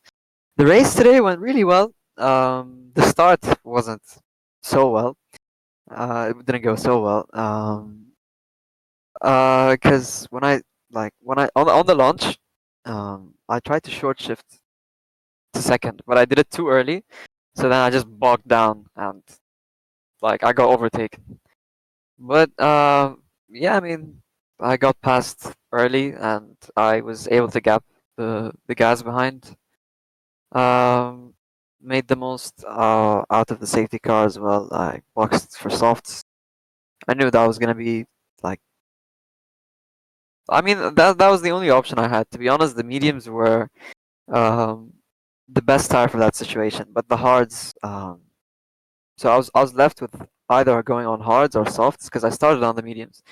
So I went with softs because the hards were I just didn't trust um didn't have trust in them, because Loris is on mediums and if I went on the hards, I guess I would have just been stuck with him. So I think it was a good option to go on the softs. I felt confident like throughout the whole stint.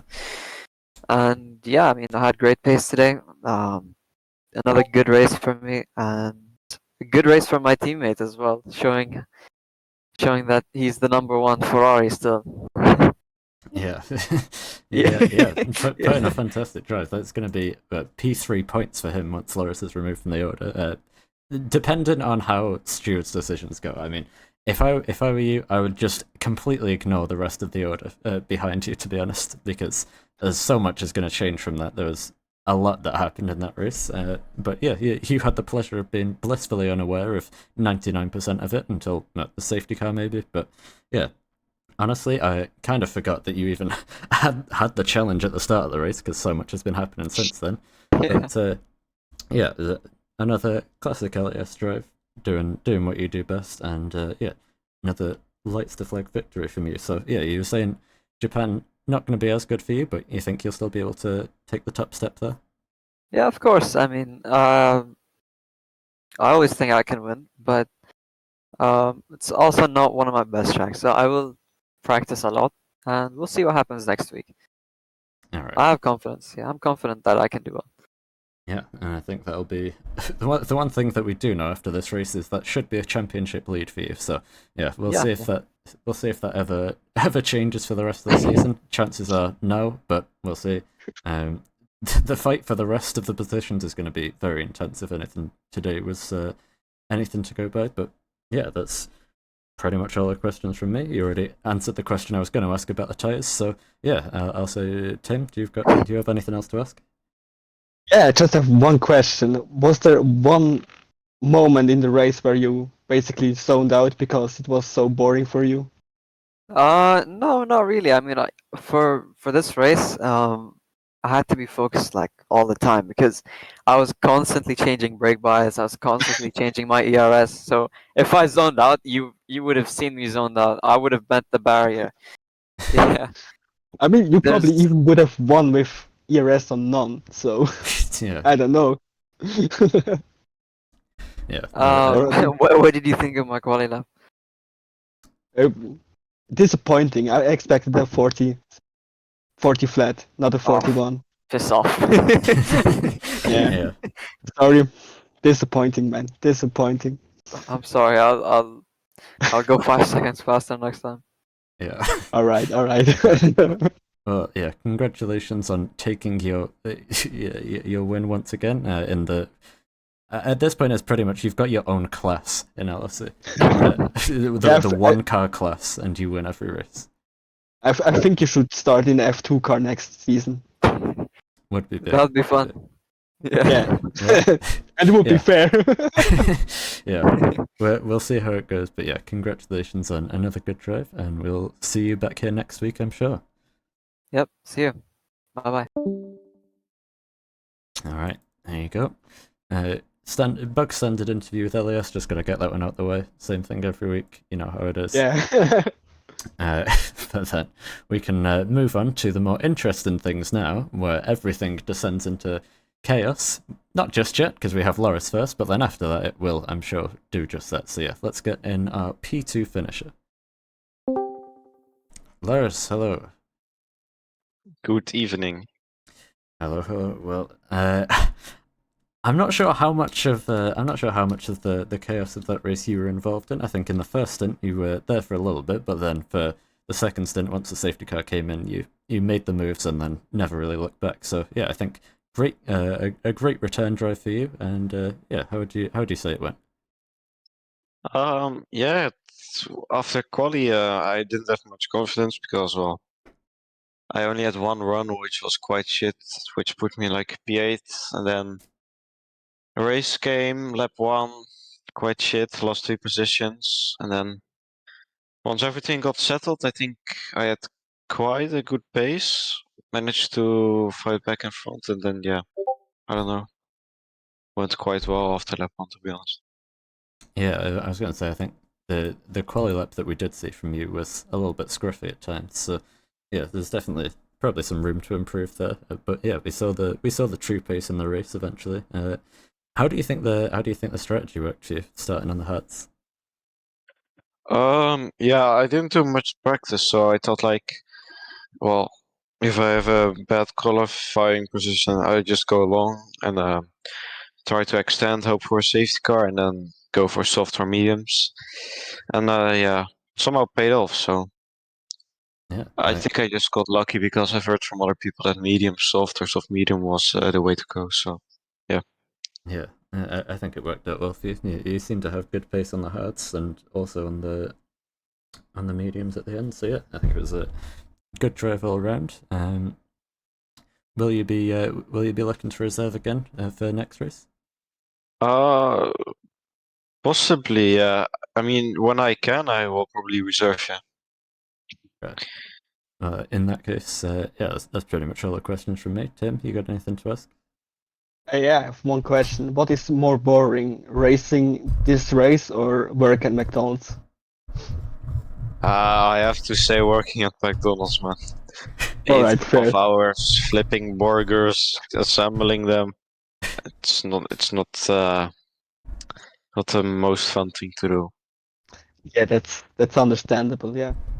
I mean, the race today was also boring for you in the last half, so. But yeah. Well, I mean, the first part of the race was good, so I think I made 2 double overtakes, which was quite funny. So I mean, Yeah, not funny, but nice. Yeah, I think. But I think someone actually did a triple overtake or even a quadruple overtake, so that award doesn't go to you, sadly. Yeah, there was. I'm sorry. There was plenty of three wide moments on the Kemal Street, so yeah, DRS was incredibly strong today. But yeah, I think still you can definitely be happy with your drive, and yeah, hopefully we get to see you back again soon. Yeah, thank you. And I think we've got an order from someone in the Twitch chat, so maybe yeah. Yeah, you want some big tasty bacon, Maddie, so I will what should make I it for say? him. Will you make Yeah. it for him? That's good. That's good. Yeah, you'll have to send that one over to Sweden. Alright. Okay, well I'll let you go and work on that. Good luck as well for all of the steward duties later. I'm sorry in advance. Yeah, have fun with that, and congrats on a good race. Yeah, thanks a lot. Bye. See ya. Bye bye. Okay, well, that is the calmest of the interviews that we will have, and now let's plunge ourselves into total chaos. who was next? Mr. Bus was next in the order, but he is not in the interview room, so we will move on to fourth place finisher, which was none other than Perhaps. Let's get him in. Perhaps, hello. Hello. Okay, well, Hello. we're for the second time in 3 races, we're welcoming you back to the commentary box after what with all of the with Lrc's reserve drive being discounted, would be another podium finish for you. So, yeah, I think all things considered, seems like a pretty good race in the end, by virtue of mostly just keeping it clean and watching as chaos and the world burned around you. So, yeah, how did the race go? I mean, that describes it pretty well. I just for the most of the race, everyone had way faster straight line speed than me for some reason. I don't know. I was probably deploying differently than everyone else. I was able to keep up mostly, and for most of the race, I didn't have the like, man, this is going so well feeling. I was just constantly like, this is not going well. I feel like I'm gonna like be last. And on lap 21, I realized, oh, we're this far into the race. And just kind of tried to go faster. On the last lap, like after like the uphill on straight, I had 1% battery, and I mentally check out completely. I'm just like, this is it. There's nothing I can do. I'm ninth or whatever I was. I don't know what the hell happens in front. Someone spins or something. Phil gets annihilated, and I'm like 5th or something, or whatever, 7th, I think. And I just get to the finish line, and like I ended up 4th, and with Lori's being discounted 3rd, because so many people had penalties. So I was just, for the entire race, I felt like, nah, this is not it. This is not it, fam. I'm done, and I'm washed, and I ended up 3rd somehow. So Shithoused a great result. I mean, yeah, I gotta say, it was. I think you were running like around the end of the top 10 for most of the race. The one thing that I can remember specifically was you had, as many other drivers did end up having, quite a heated battle with a Ferrari. So do you remember that at all? Yeah. Any thoughts? I mean, I just tried to slow him down. That was my goal. Fair enough. So I just tried to race him as hard as I could. I think I hit him at some point. Tough luck, bro. Yeah. Honestly, I think I don't think there were many drivers in this race that didn't make contact with a Ferrari at some point in the last 10 laps. So yeah, you're not alone on that front. But yeah, it was. I think just the best thing that you did in that race was keeping it on the track, not getting track limits penalties, not getting any other kind of penalties. I was on my last warning. I got my first 2 warnings in the first 2 laps. So for the rest of the race, I was kind of shitting my pants. I'm like, okay, calm, stay calm, don't go over the track limits anymore. I went over it once, it didn't give me track limits. Thank God. Don't tell the stewards that, okay? I mean, no comment. Yeah, it was. I think that just makes it even more of an impressive drive. Just keeping it clean, and with a race like that, that's probably the best thing that you can do. And somehow we end up with what we think is going to be a P3 for you. So yeah, great drive. Tim, do you have any questions? So yeah, as the better Ferrari driver, I wanted to ask, do you want a new teammate now? Because you're clearly the better one, doing all the work. I think I can carry. Okay. Without a problem. So I think I'll be able to deal with him. Yeah. For that's what I like to hear. You can get him. You'll just have to make sure that they only put your name on the constructors trophy once you win. Exactly. Yeah. Okay, well, yeah, I suppose only other thing to ask is, will you be back next week in Japan, and how do you think it'll go if you are? I really like Japan, so I sure hope it goes well. And I should be there if life doesn't get in the way, I guess. Fair So enough. yeah, Yeah, hopefully we get to see you there, and maybe even making your way to a third podium of the season. Who can say? who knows? But yeah.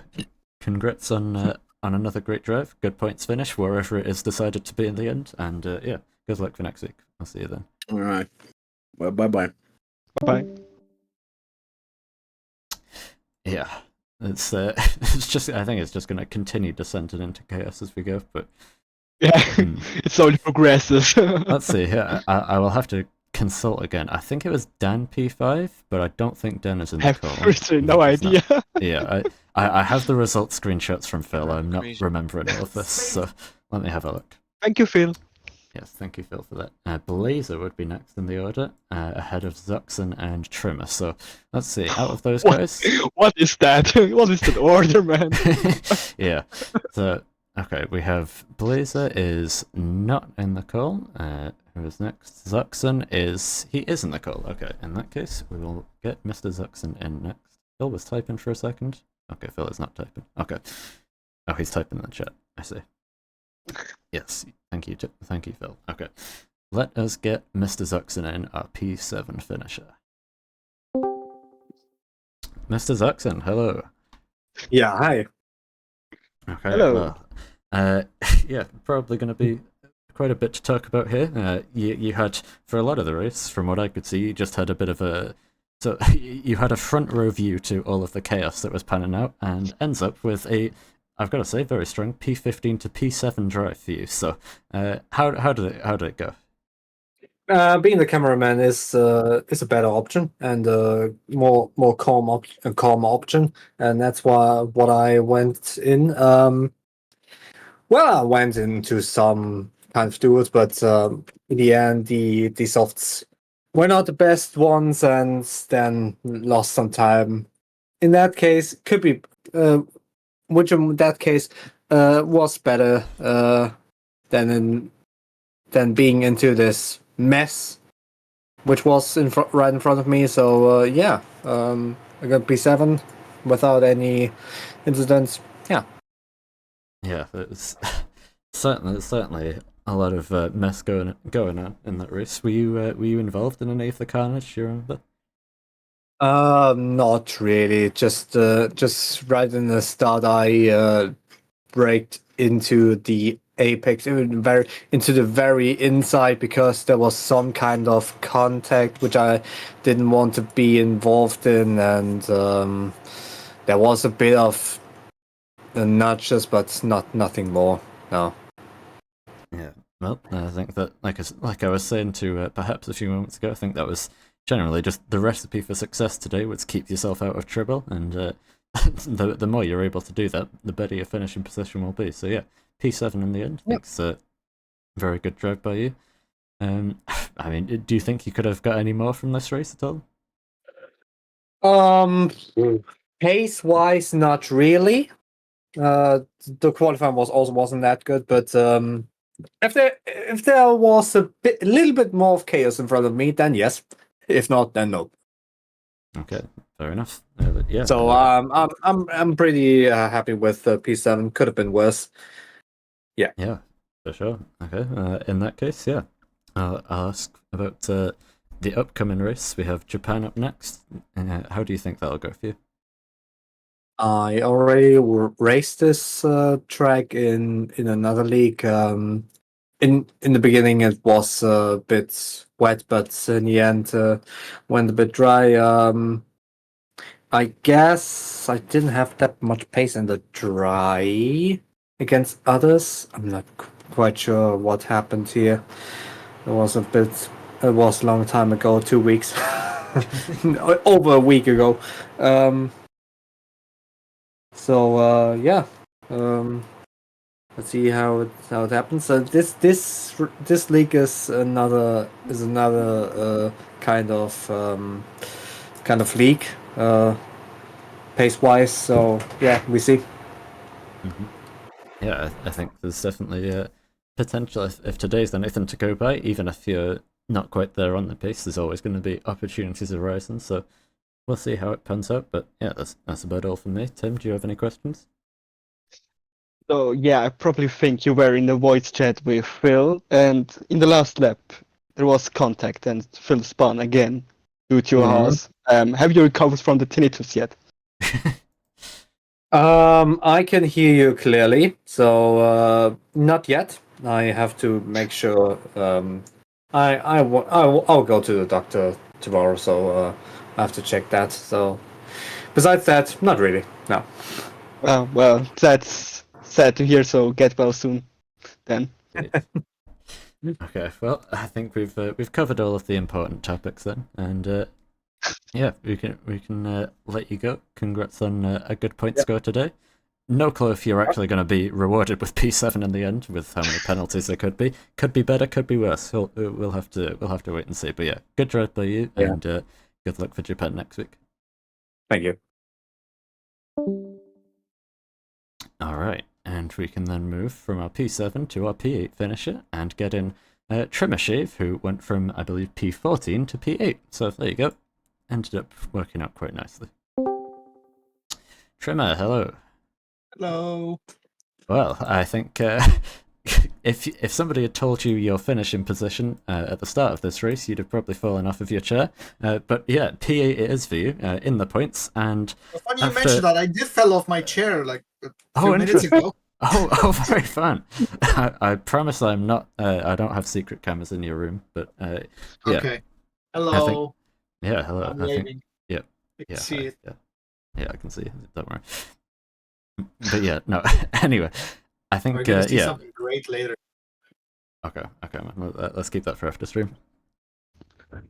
All right. Okay, but yeah, I think this was this was a pretty good drive from you through a very chaotic race. So yeah, you can talk us through it. Well, not really. Not much happened. So I got some front wing damage on the first turn, which basically rendered me useless at that point. The safety car came. I actually managed to keep pace with the group for a bit until I got an illegal overtake for someone off track. So I had to return the position. I lost it, and then they were slow, and I fell backwards again. Then some people crashed. I managed to not get any track limits, and I finished in the point somehow. That's about it.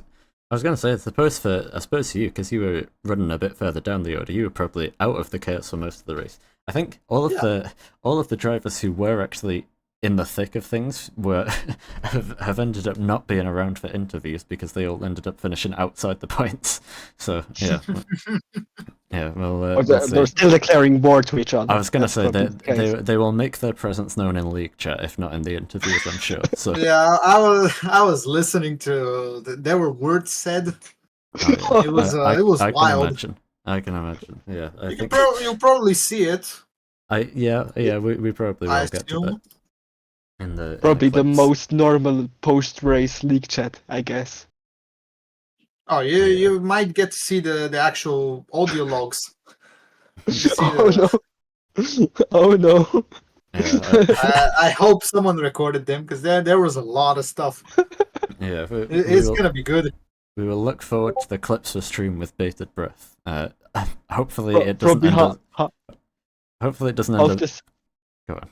Half the server is probably banned after that. Yeah, no, I was gonna say I hope we don't end up getting taken down off Twitch or whatever plays in the clips for stream. It's entirely possible, who can say? But yeah, anyway, Trimmer, we have Japan up next. How do you think that'll go for you? I don't know. I haven't driven it, so no idea. Fair enough. Yeah. But if we go by Belgium, it should be good. Yeah, it's true. Yeah, as long as everybody else keeps crushing ahead of really you. Worked. Yeah. Well, we'll see if it works again. I think you did race in Japan last season, if I'm correct. Yeah, I did. think I that was finished it. like P5. Yeah. But that was last game, Yeah, and different now server. now it's this game. At least I managed to solve the most of the freezing during the game. That's good. I just didn't record my race. That Okay. helps I a see. bit. It was why it was much closer to the pack this time. Yeah, fair enough. Otherwise, it would have been much worse. Yeah, I've Qualifying- been I've been there qualifying with was that not good. experience. With yeah, I can imagine. Yeah. I've been there with the terrible PC issues. The screen freezes just My ruining your race. PC is good. It's not my PC is not the problem. I have a 3090. No, it's a 3080. No. But it's still a Interesting. pretty good PC. I shouldn't have any issues. I opened the task manager. I wasn't reaching any peaks. Like Oh, I shouldn't be having those issues, but I do. And they're only here in F124. And they also appeared in F123 at the end. Some of the Interesting. last updates ruined the game. yeah, it was probably the So, malware that I put onto your PC. It might have been that. Yeah. Or probably it's just peak Codemasters. To be honest. Both. Probably Yeah. both. Yeah. Probably both, yeah. Okay, but Tim, do you have any more questions? So yeah, what I saw in the result screenshot is how does it feel to be the lead Sauber driver now? Oh yeah, this is where the peak starts. We're Have you so back. ever learned the Swiss national anthem yet? Because you probably have to sing it once when you win a race. I'm what? I am not touching your damn anthem. Yeah, you can. You have the permission. Nope. Go for it. No, I refuse. Alright. I'm just gonna play the Bulgarian anthem twice. Okay, fair enough. Fair That's enough. going to be much I better. allow it. I allow it. Yeah. Okay, good man. Okay, well, in in that case, I'll let you go with all of the important matters settled, and yeah, good luck for next week's race. See if you can shit Alright. house a good result again. Yeah, surely. All Surely right. it's gonna work again. Yeah. See you then. All right. Goodbye. Bye bye. Okay. Next up, we will move on to who would be our next finisher. I will have to consult the results again. There's no idea. Next would be Q-Man, and then Nade actually ended up apparently in the points after the crash earlier on, so yeah, I have no clue. So we have Q-Man, Nade, Phil, and then Afari. Let's see who of those guys is here. Q-Man is there. I think it will get from least toxic to most toxic, I guess. Yeah, possibly. Well, let's get Q-Man in first as our provisional P9 finisher. Death Q-Man, hello. What's up? Okay, well, Hello. I think you are going to be probably the first of the drivers who was really in the thick of the action today. Like pretty much constant race-long battles for you. So yeah, how did this one go for you? I'm sure you'll have plenty to say. I'll be honest with you. It was fun until me and Nade happened, and me and Nade just continued to battle it out. I don't know what his issue is. From that wreck, I got real wing damage from hitting the barrier and a little bit of end play damage. But you know, I mean, well, I don't know what else I could have done at that point. Low key, I could have backed out because I was on the inside. But I'm like, maybe not because I know how Nade drives. He's smart. He's good when side by side racing. But I guess he didn't just give me enough space because realistically, I was on the curb and I could like if I went on the grass, I would spot myself out. But I guess Nade just didn't give me enough room and it took both of us out. And he could have collected out of the cars too, maybe. I don't know. But yeah, other than that, the racing was good. Came home P9. So points is points, I guess. I'll take it. Yeah, I think there was definitely was a better result on the cards for you today, but showed your pace, showed some great battles through the race, and yeah, unfortunate things didn't end up working out in the end. Where do you think you might have finished had that incident not happened? I would probably maybe P3 if I like at the end I would have been at Valley out with Flores maybe, so probably P3 or P4 maybe. I don't know, but somewhere along the lines of that. I so close to getting a podium, but I guess I guess I can get it done as Suzuka, I guess, but yeah. Yeah, well, I suppose that at least brings us on to the next topic. I mean, I think you get opportunity to bounce back again next week. How do you think that track suits you? Well, it's more downforce dependent, so I like more downforce tracks with a lot of turns in the S's. So it's one of my favorite tracks. I'm not that great at it, but it's still my favorite. Suzuka has always been my favorite for like a few years now, ever since F1 2019. So, yeah. So hopefully, I can get a podium maybe, and I actually might try to get pole. Honestly, I'm actually pretty fast at Suzuka. Okay. Probably not on this game, but once I do more practice on Suzuka, I could probably I forgot Lamont no exists, but probably not gonna get pole. Maybe like second or third, but yeah. Yeah, it is very close in quality in the battle for second. So yeah, I wouldn't say that's too optimistic at all. We'll have to wait and see how that goes for you. But yeah, that's pretty much everything from me. No, I don't. Tim, do you have any questions? Yeah, so after the race, both races, I think what's with you and Estons? So like House and Estons, are you guys something attached to each other, like some sort of secret magnets or so? I don't know. It's mostly Phil. I haven't had a problem with Mr. Bust at all. Me and Mr. Bust had some clean battles here and there, but I don't know. It's just like when me and Phil try to race it out, it's always like Phil gets the short end of the stick. Yes, Brazil was my fault. However, I think he did it to himself with when I made contact with him, because yes, I was on his inside and he was ahead of me, but he also should try to give me a little bit more space because I was on the curb. It seems like the same excuse every time. I'm trying to say like give me more space, but that's racing 1-on-1 side by side. You gotta give the space to the other guy, even if it's your corner or not.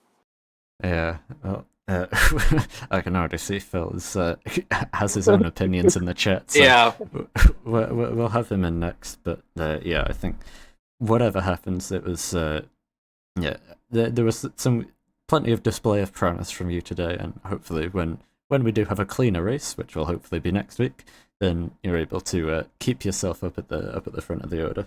But yeah, I mean that's pretty much it from me. So do you have anything else to add? I will take that as a no. Yeah, my fault. probably. Oh yeah. Thanks guys. All right. No Cool. problem. See you next week. Bye. Okay. And then there was 3 in the interview room. We will get in. I'm not sure if Afari will. Okay, yeah, he's unmuted, so we will get him in later. But yeah, Phil will be next, and then I think we'll finish with Afari. So Can't wait for Phil. Yeah, let's get him in. Hello, Phil. It's time to hit some. Yeah, okay, let's go, guys. I'm trying to compose myself. Yeah, let's Good luck. Let's take it step by step here. So yeah, I think it was. I can hear myself through your mic, Phil. Sorry. You might need to mute the stream. Okay, yeah, there we go. But yeah, I think it was it was a race that had certainly a lot of potential for you. You were showing some great pace. Started off with a really strong qualifying session to get P4, and then just up there for the whole duration of the race in some of the many fights that happened. And then unfortunately, as the race progressed, those fights got a little bit scrappier. So yeah, how would you assess your race today? What do you mean that it got messy in the end? It got messy from the first one. True. So, yeah, today I was a victim of domestic terrorism multiple times. First of all, in a lap, I think it was around lap 4, human pushed me out of the com corner into the gravel. That happened before the first time. Then afterwards, Afari did the same at some point, and most of the battles in between were fine, and I had really great pace. And then in the end, of course, our beloved terrorist of them all, Mr. fucking Blazer, gives me not enough space into no name and makes me spin that I fall out of the points again. Yeah, it was. There was honestly so much that happened that I couldn't remember every incident because there were so many of them. But yeah, it was certainly a messy race and one that I'm sure you'd be disappointed with how it panned out. But I suppose where were you aiming for today's race, and how does that make the end result feel? So pace-wise, if I would have been lucky on penalties in the end,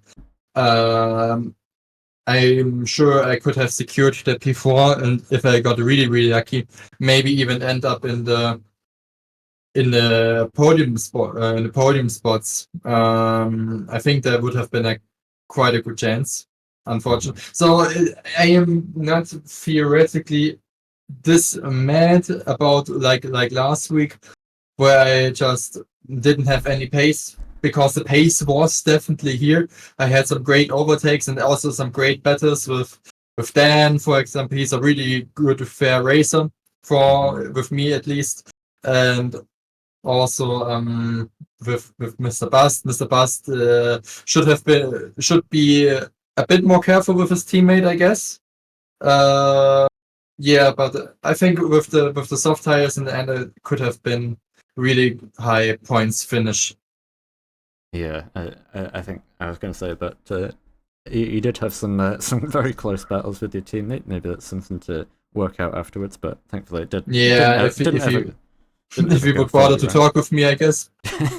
Yeah, I'll leave you guys to try and settle that. But I suppose another question I do want to ask: what did you get the 10-second penalty for? So Blazer spun in front of me, and I had to take evasive action and cut the, what is the corner called? The one after the camera straight? Yeah, look up. The com corner. But the first I had to cut over the runoff area, and the game gave me an illegal overtake because I avoided a crash. Yeah, I can see, I could see where that one was going from the moment you said that Blazer spun. So, yeah. Yeah, but I'm pretty sure I will get that penalty removed. I'm pretty positive about that. Yeah. Since okay, talk first. Yeah, I was just gonna say, do you know where you would finish if you had that removed? I would have to look in the result screens as well, but it would be minus 10 seconds, I guess. So okay. That will probably give me at least some points in the end. Let's have a quick look, see if we can mental math it out. Let's see. So 10 seconds, and it's showing the penalties. You would be probably around P9, I think. God damn it! It's only 2 points. Unfortunate. Man, it's so frustrating because I try to bet it always fair. Sometimes hard, but fair. But then some people who think they have to stick their car nose everywhere, there is just a small gap because Senna wants it. If there is a 15-year-old stick your nose in it or something like that, they have to fucking replicate that. Yeah. Yeah, I can certainly understand the frustration, but that said, we do have at least silver lining. One of your favorite tracks coming up next in Japan. You think you'll be able to bounce back next week? I mean, the bounce back theoretically happened today. If I would have been a bit more lucky with terrorism, but Suzuka always is a good track for me, as we probably know. But let's see how someone fucks it up again next week for me. Yeah, we'll see. Hopefully things are cleaner then. Okay, well that's it from me. Tim, do you have any questions? Oh yeah, so in League Chat you want to get Haas banned, but what also do you want to get banned in general, like say? In the whole world? Yeah. France. Fair enough. Well said. That blow is removed from LRC immediately. Finally. Okay. Well, with that settled, I can let you go and try to call off after today's race and get yourself ready for next week. Yeah, thank you. Okay. Bye bye. 0. Okay, and last but not least, hopefully he is still here after having to wait. Let's get Afari in. Afari, hello. Are you here? Oh, hello. Hello. Okay. Well, I think you were certainly towards the end of the race. Well, on either side of the race, I guess, at the start and at the end, you were right in the middle of the action. But obviously, through the middle of the race, things after the spin didn't go so well. So yeah, just talk us through your race. I think I had the best race ever. Okay. Would you like to elaborate? No, I'm serious. I was 40 seconds behind, and then I caught 20 seconds in the first 10 laps after I spun, and then the safety car. Yeah, Yeah, I think I was going to say your after the pace was very good. yeah, well, I tried to be fast enough, but without practice, you can't. I just barely get on this game like prior to the race by 10 minutes, and then just drive. So I'm just taking it for fun this season. Fair enough. Yeah, I think there may be some I think cross. the time is quite sure. Yeah, The lap times from qualifying. yeah. It is, like I say, it's very close. For the battle for P2. Unfortunately, Lrc is very far ahead in P1, but yeah, very close behind. So I think, like I say, Yeah, I can actually practice and beat him, but I don't have the time to do it. You know? fair enough. Yeah, Yeah. I can't. If he wins next race, then I'll start practicing. Okay, well, there we go. Elias, you heard it here first. There's your warning sign. But yeah, I think there was definitely plenty of pace for you in the race today. Yeah. But just had to had to fight your way through the field after the spin. So, how were some of the battles for you? I mean, sorry, it was not only that, but also the amount of mistakes that I were doing was quite a bit. I remember running off quite a few times, and in qualifying, I lost 5/10 on my lap in the final corner. Yeah, that didn't help. I mean, I would have stayed P2 anyways, but it would have given me the, how can you say it? Like hope to battle for P1, but I started on different tires, and then yeah, turn 4 I think I got sent wide and lost a position there. Yeah, but you were saying about the battles. I think the most of the battles were clean, except for a few. I think none of which were my mistake, and especially the one in the final corner and the final lap. I wasn't given any room there. I had to like just basically cut the corner, and by doing so, I got 20 seconds penalty and then an additional 3 seconds penalty on top of it. Wow. So yeah. Yeah, that's quite a lot. I mean, like I said, I think the stewards are going to have plenty to work out after this race. So we'll see how things fold, if the results are changed at all, if you're able to get back into the points somewhere. But I think still, from your perspective at least, you're able to show some great pace as usual. Yeah.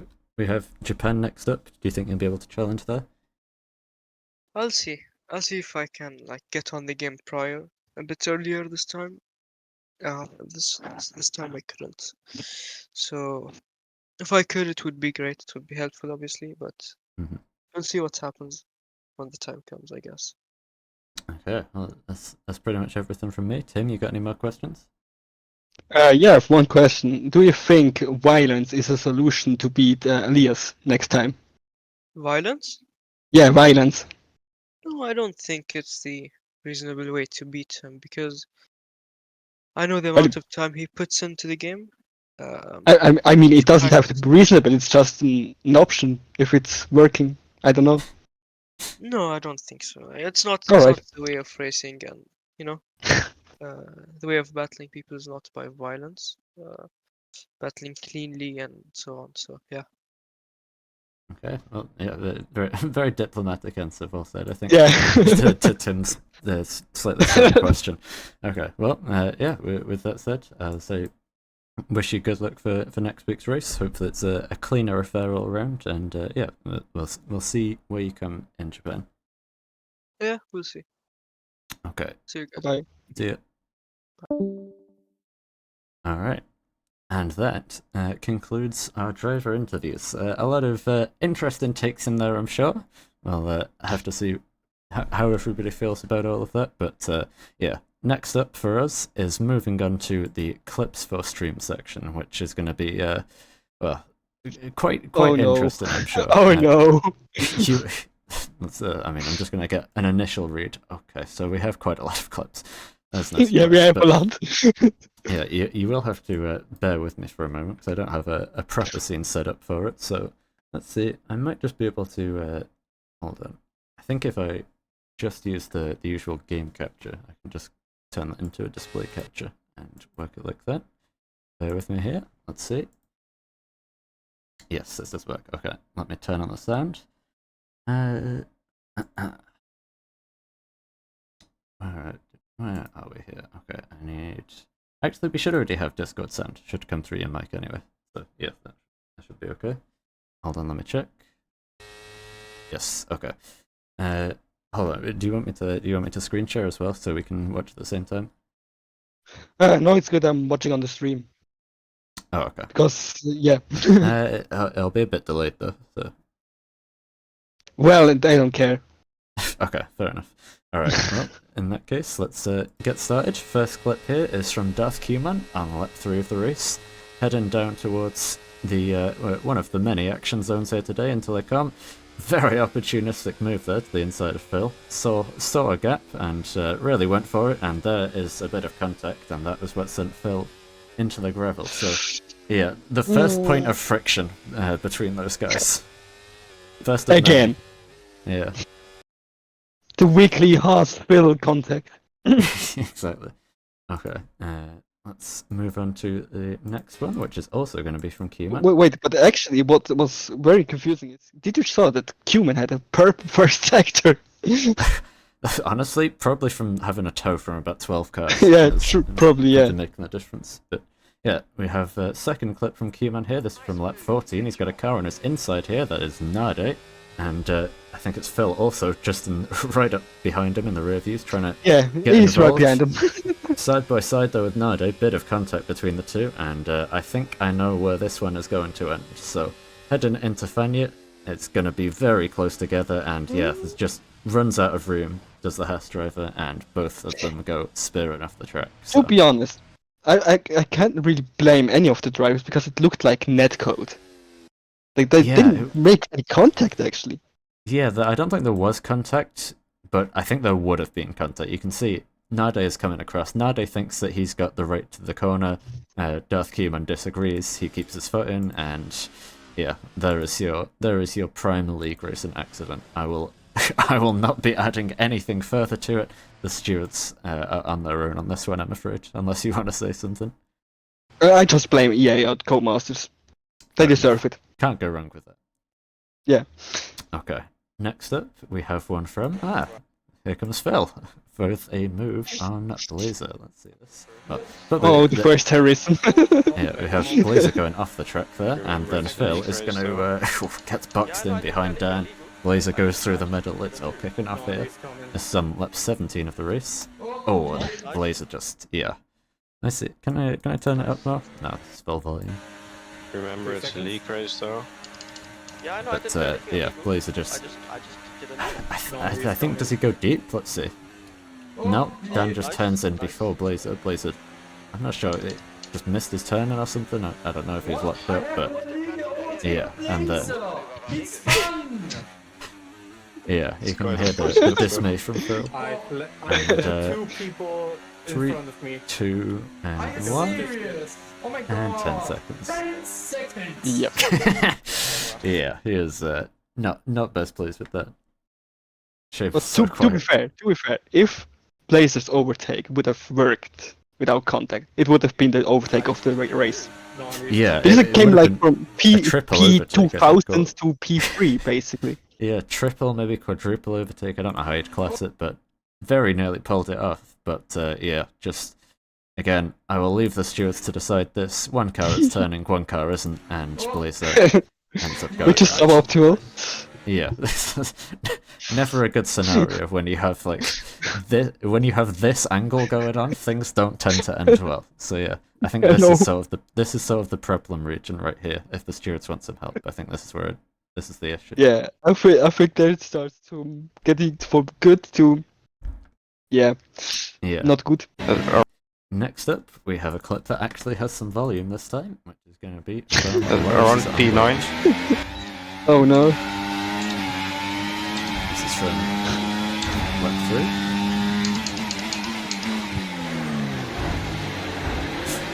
Contact ahead between Blindy and perhaps. Or it's just waiting in the wings.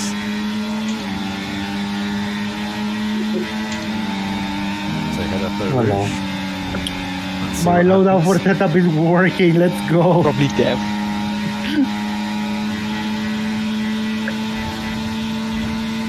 No, it's probably not deaf. What is human? He's just taking gaps where there aren't any. This fucking. This Chill, fucking. chill, chill, chill, chill, chill, chill. Oh my And God, some- okay. And so Phil. Yeah, Phil just losing his cool a little bit there at the end of the clip. Slightly. Was Just a tiny bit. very nice double overtake from Lrc though, using all of his battery, but makes it work. Gets up 2 places. What is and, human? He's just taking gaps where there aren't any. This fucking.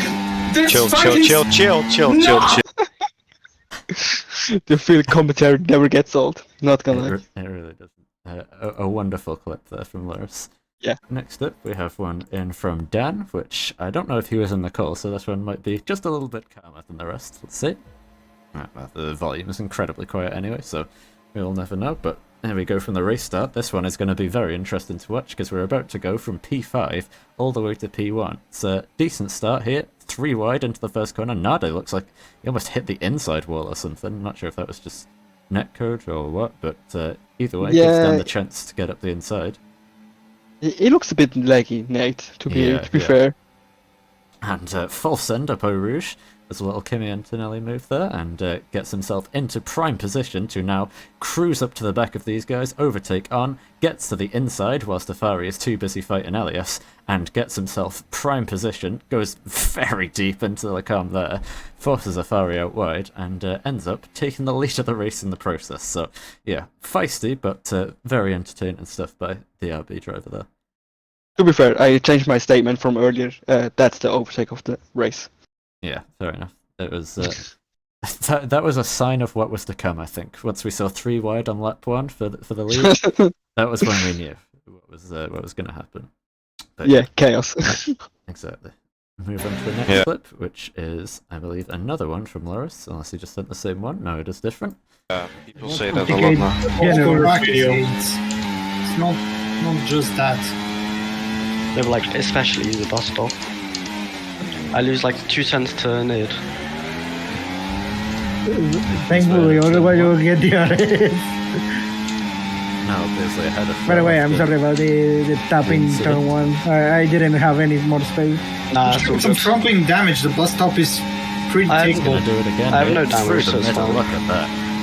Oh, Lawrence, you understand? Be careful. Yeah.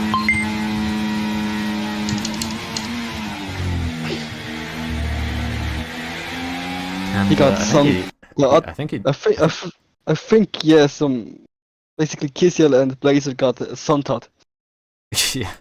Yeah, I think Kishiel was still there, and Lrc just goes full commitment, and I think he was clear of Kisiel at this point, but Kisiel just bails out of the corner just to be safe, I suppose. But yeah, another very nice move from Lrc there, who can get a second replay. More space. Nah, it's all Some good. front-wing damage. The bus stop is. Wait, it's actually pretty not takeable. control of this. I have no damage, so it's fine. Oh, Lawrence, you understand? Yeah, very nice move. next up, let's see, we have one from Phil. And Uh-oh. I believe this is going to be, yeah, I think this is going to be his perspective of the Lap 3 incident, so let's see this. I think it's gonna be loud. Possibly. It's gonna be loud. Chill.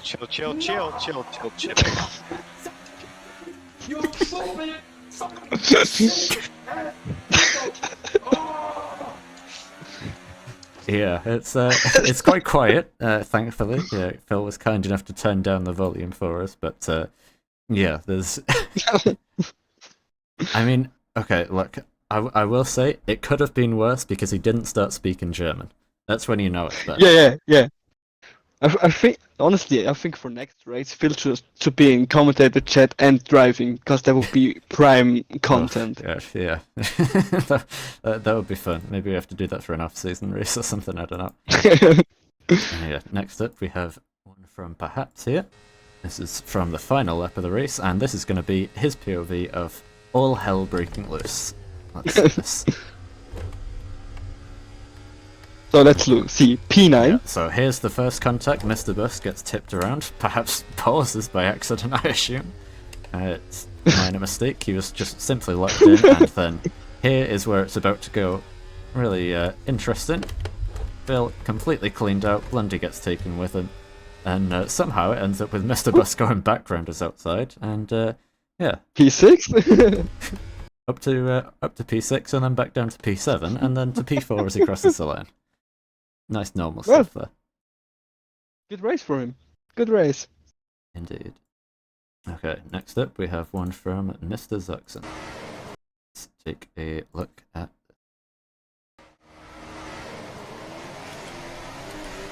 and the restart here. Turn up that volume. Oof, yeah, there's all going on.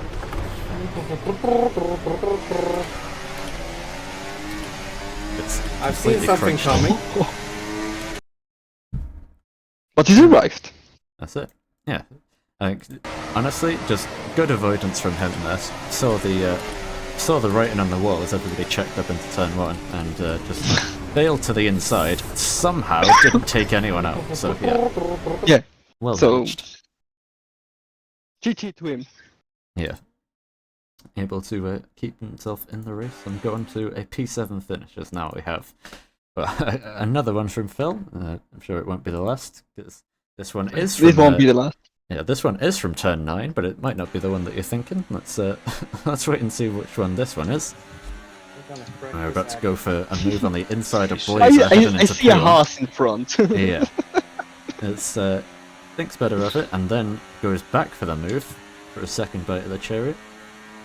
Around the outside into Piffpath. And is it going to be a clean overtake? You bet it is. Clean racing with Blazer. Good stuff. That thing exists? It's possible. Look, I did it last week in Brazil. Phil can do it here. But yeah, I think were it to be the other Haas, maybe it would have been a different story. But yeah, all worked out nicely there. I think they are changing. So one week the other one is clean, and next one the other one. Possibly. So they're changing. They're just keeping us guessing, keeping us on our toes. Yeah. Don't want it to be too predictable. All right, we have another one from Zuxon here. Quite a short one. Someone DNF, please. Ahead of me. It's last lap trimmer, nothing happens. Yeah, everything can happen now. Now. Okay, so I think the most important thing is a certain quote from Phil. Let's hear it again. Is someone DNF, please? Ahead of me. It's last lap trimmer, nothing happens. Yeah. Yeah, it's last lap trimmer, nothing happens, says Phil. Nothing happens on last lap. Nothing ever happens on the last lap. Well, unfortunate how that then panned out. Anyway, we now have another clip from Phil. This time he's actually shouting in the message. So it's getting... Things are going well probably here. Yeah. Okay, what's happening? Now this episode Oh, he had the first row seat for the incident. Fucking bitch! Yeah, well, that's the one time that you won't see Phil raging today. The seas Yeah. parted for him nicely. Phil mows alone. Exactly. Well, actually, he had Okay. good crash avoidance. Yeah, I have to give it that- to him. Really useful. as he usually does. That is one of the things he is known for, as well as the rage, of It's really course. useful. And now we have. Here we go. Okay. Oh no! Oh Yeah, no! just we'll have to stay quiet for this one. Phil's clips are quite quiet, but if you listen closely, you will hear a very angry German It's man. really useful. Yeah. What is this said? What is this said? Are you I'll stupid or definitely keep what? 11. I'm sorry. Yeah, not best pleased with the Ferrari. Yeah, which doesn't surprise me. It was quite the dive bomb, but yeah, again, I will add no further comment. The stewards can rule their verdict. I think Phil is only pleased with Ilias today. That even there, I'm not even sure. Yeah. 100%. Again, stewards, if you need any help, this is probably where the problem happened. Sort of here, and then a little bit there This- as well. This is where suboptimal happened. Yeah, that was the minor issue there. So we'll see how that's dealt with. Next up, who would have guessed? Another clip from Phil. Let's take a look. No one has died. Oh, please, Oh no. my gosh, look at this. This is from, here we go, final lap of the race. Oh I think we know how no. this ends.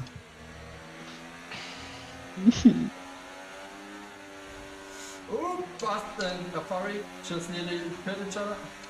Okay, alles klar. Yeah, thank you for. Well, What first- collision with Mr. Bust? Are you First serious? terrorism. Mr. Bus is now in front of me. Yeah, thank you, Hold Blade. him up, please. He doesn't have a penalty and I do. And number 2. You know what a race you need, man? It's always Haas. I swear to fucking It's always God. Haas. Yeah, there's, honestly, I think Phil kept calm quite well there. But, yeah. Yeah, there's- I'm surprised. I expected literally tinnitus after the clip. I would have to, imagine or World his- War 3. Yeah, his voice Just was randomly probably... World War 3. His voice was probably already shot from screaming at everything else that happened in the race, so yeah, it's okay, Phil. I know how it feels. I had to commentate the thing. Yeah. Yeah. Oh been, no. We just got Alright. another clip. Oh, of course. We're not even that close to the end yet. Next up, we have one from Oh, Zepson no. once again. Let's see this. Anyone This is fit? from lap 9. Yeah, AJ some of already you guys pitted. went in. Oh, he went. Oh, save Oh my me, god. He went. Yeah, pit wall. That was the pit wall. Yeah. Oh, how unlucky, man. Yeah, confirming So what I unlucky. suspected. But yeah, let's see if we can keep our eyes on him on the right hand Anyone side of the pitting? screen. It's just yeah. going to be out of frame, unfortunately. But yeah, you can probably hear the thud. AJ already You guys pitted. went in. Yeah, but it's just in Oh. the background. And yeah, that was race over for AJ, unfortunately. Yeah. That was the moment he realized. Yeah. Not Yeah. Okay, next up. suboptimal. One you might not have expected. A clip from Elias next up. Wow, look at this. What? Nearly a Probably lap 2-minute one. clip as well. Let's see. What? Okay, so he sent his entire qualifying lap. I can see what's happened here. Well, you know, let's watch and see how it went.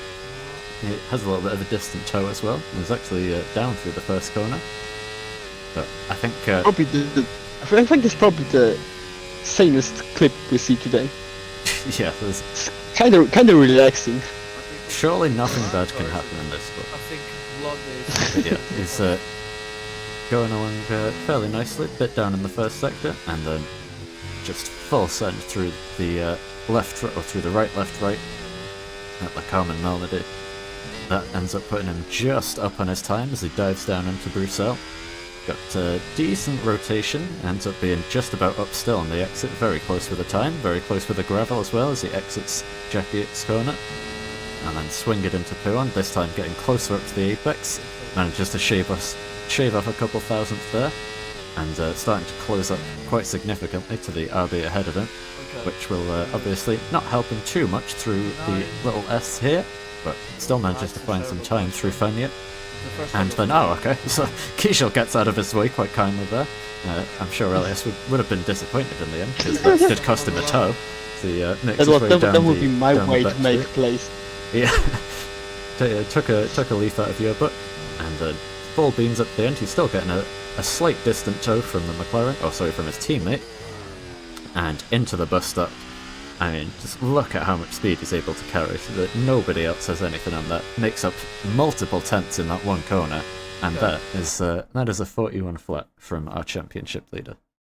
So yeah, it's a 41, so we still washed. I'm still disappointed, and yeah, Call me. I hope call he me, gets better next time. Call me when you have 5 championships. I don't care. Okay, next up we have a clip from Blazer. Here we go. With the usual absolutely horrific quality, but oh god, taps into the back of Mr. Bus, but still ends up making what I think was a double overtake there. That is, I have no idea how that didn't end in total disaster, but yeah, somehow he makes it work. Gets past Mr. Bus as well. Or Zaxxon and Mr. Bus. Oh yeah, not bad, not bad. Good move, yeah. Next clip. What do we have? We're getting towards the end now, finally.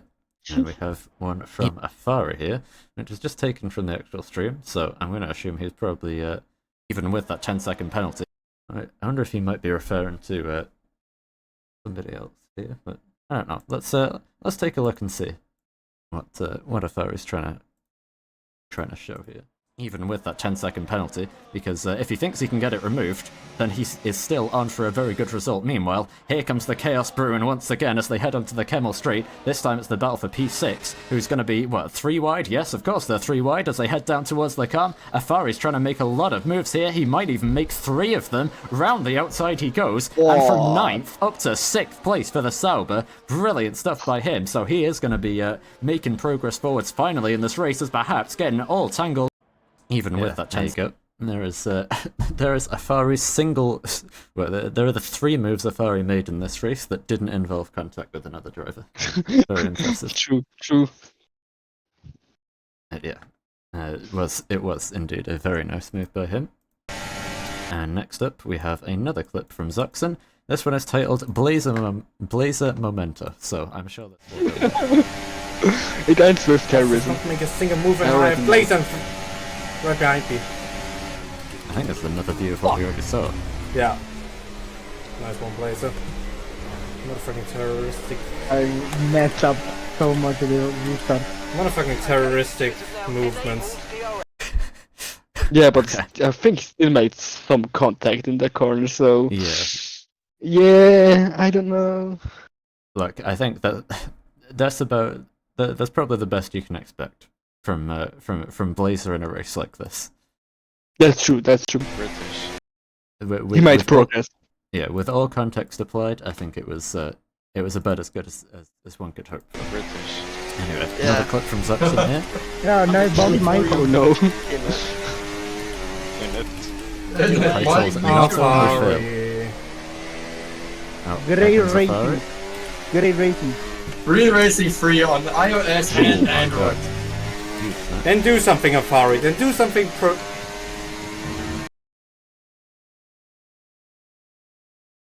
I think that one's just showing Afari's oversteer there. Yeah, it was a big snap. Yeah, did well to save it, and I think that, as it stands, is all of the clips. I can't believe it, but we have finally finished. We survived! Yeah! Incredible. Let me see, I have a ping in the league chat, let's see. Oh no.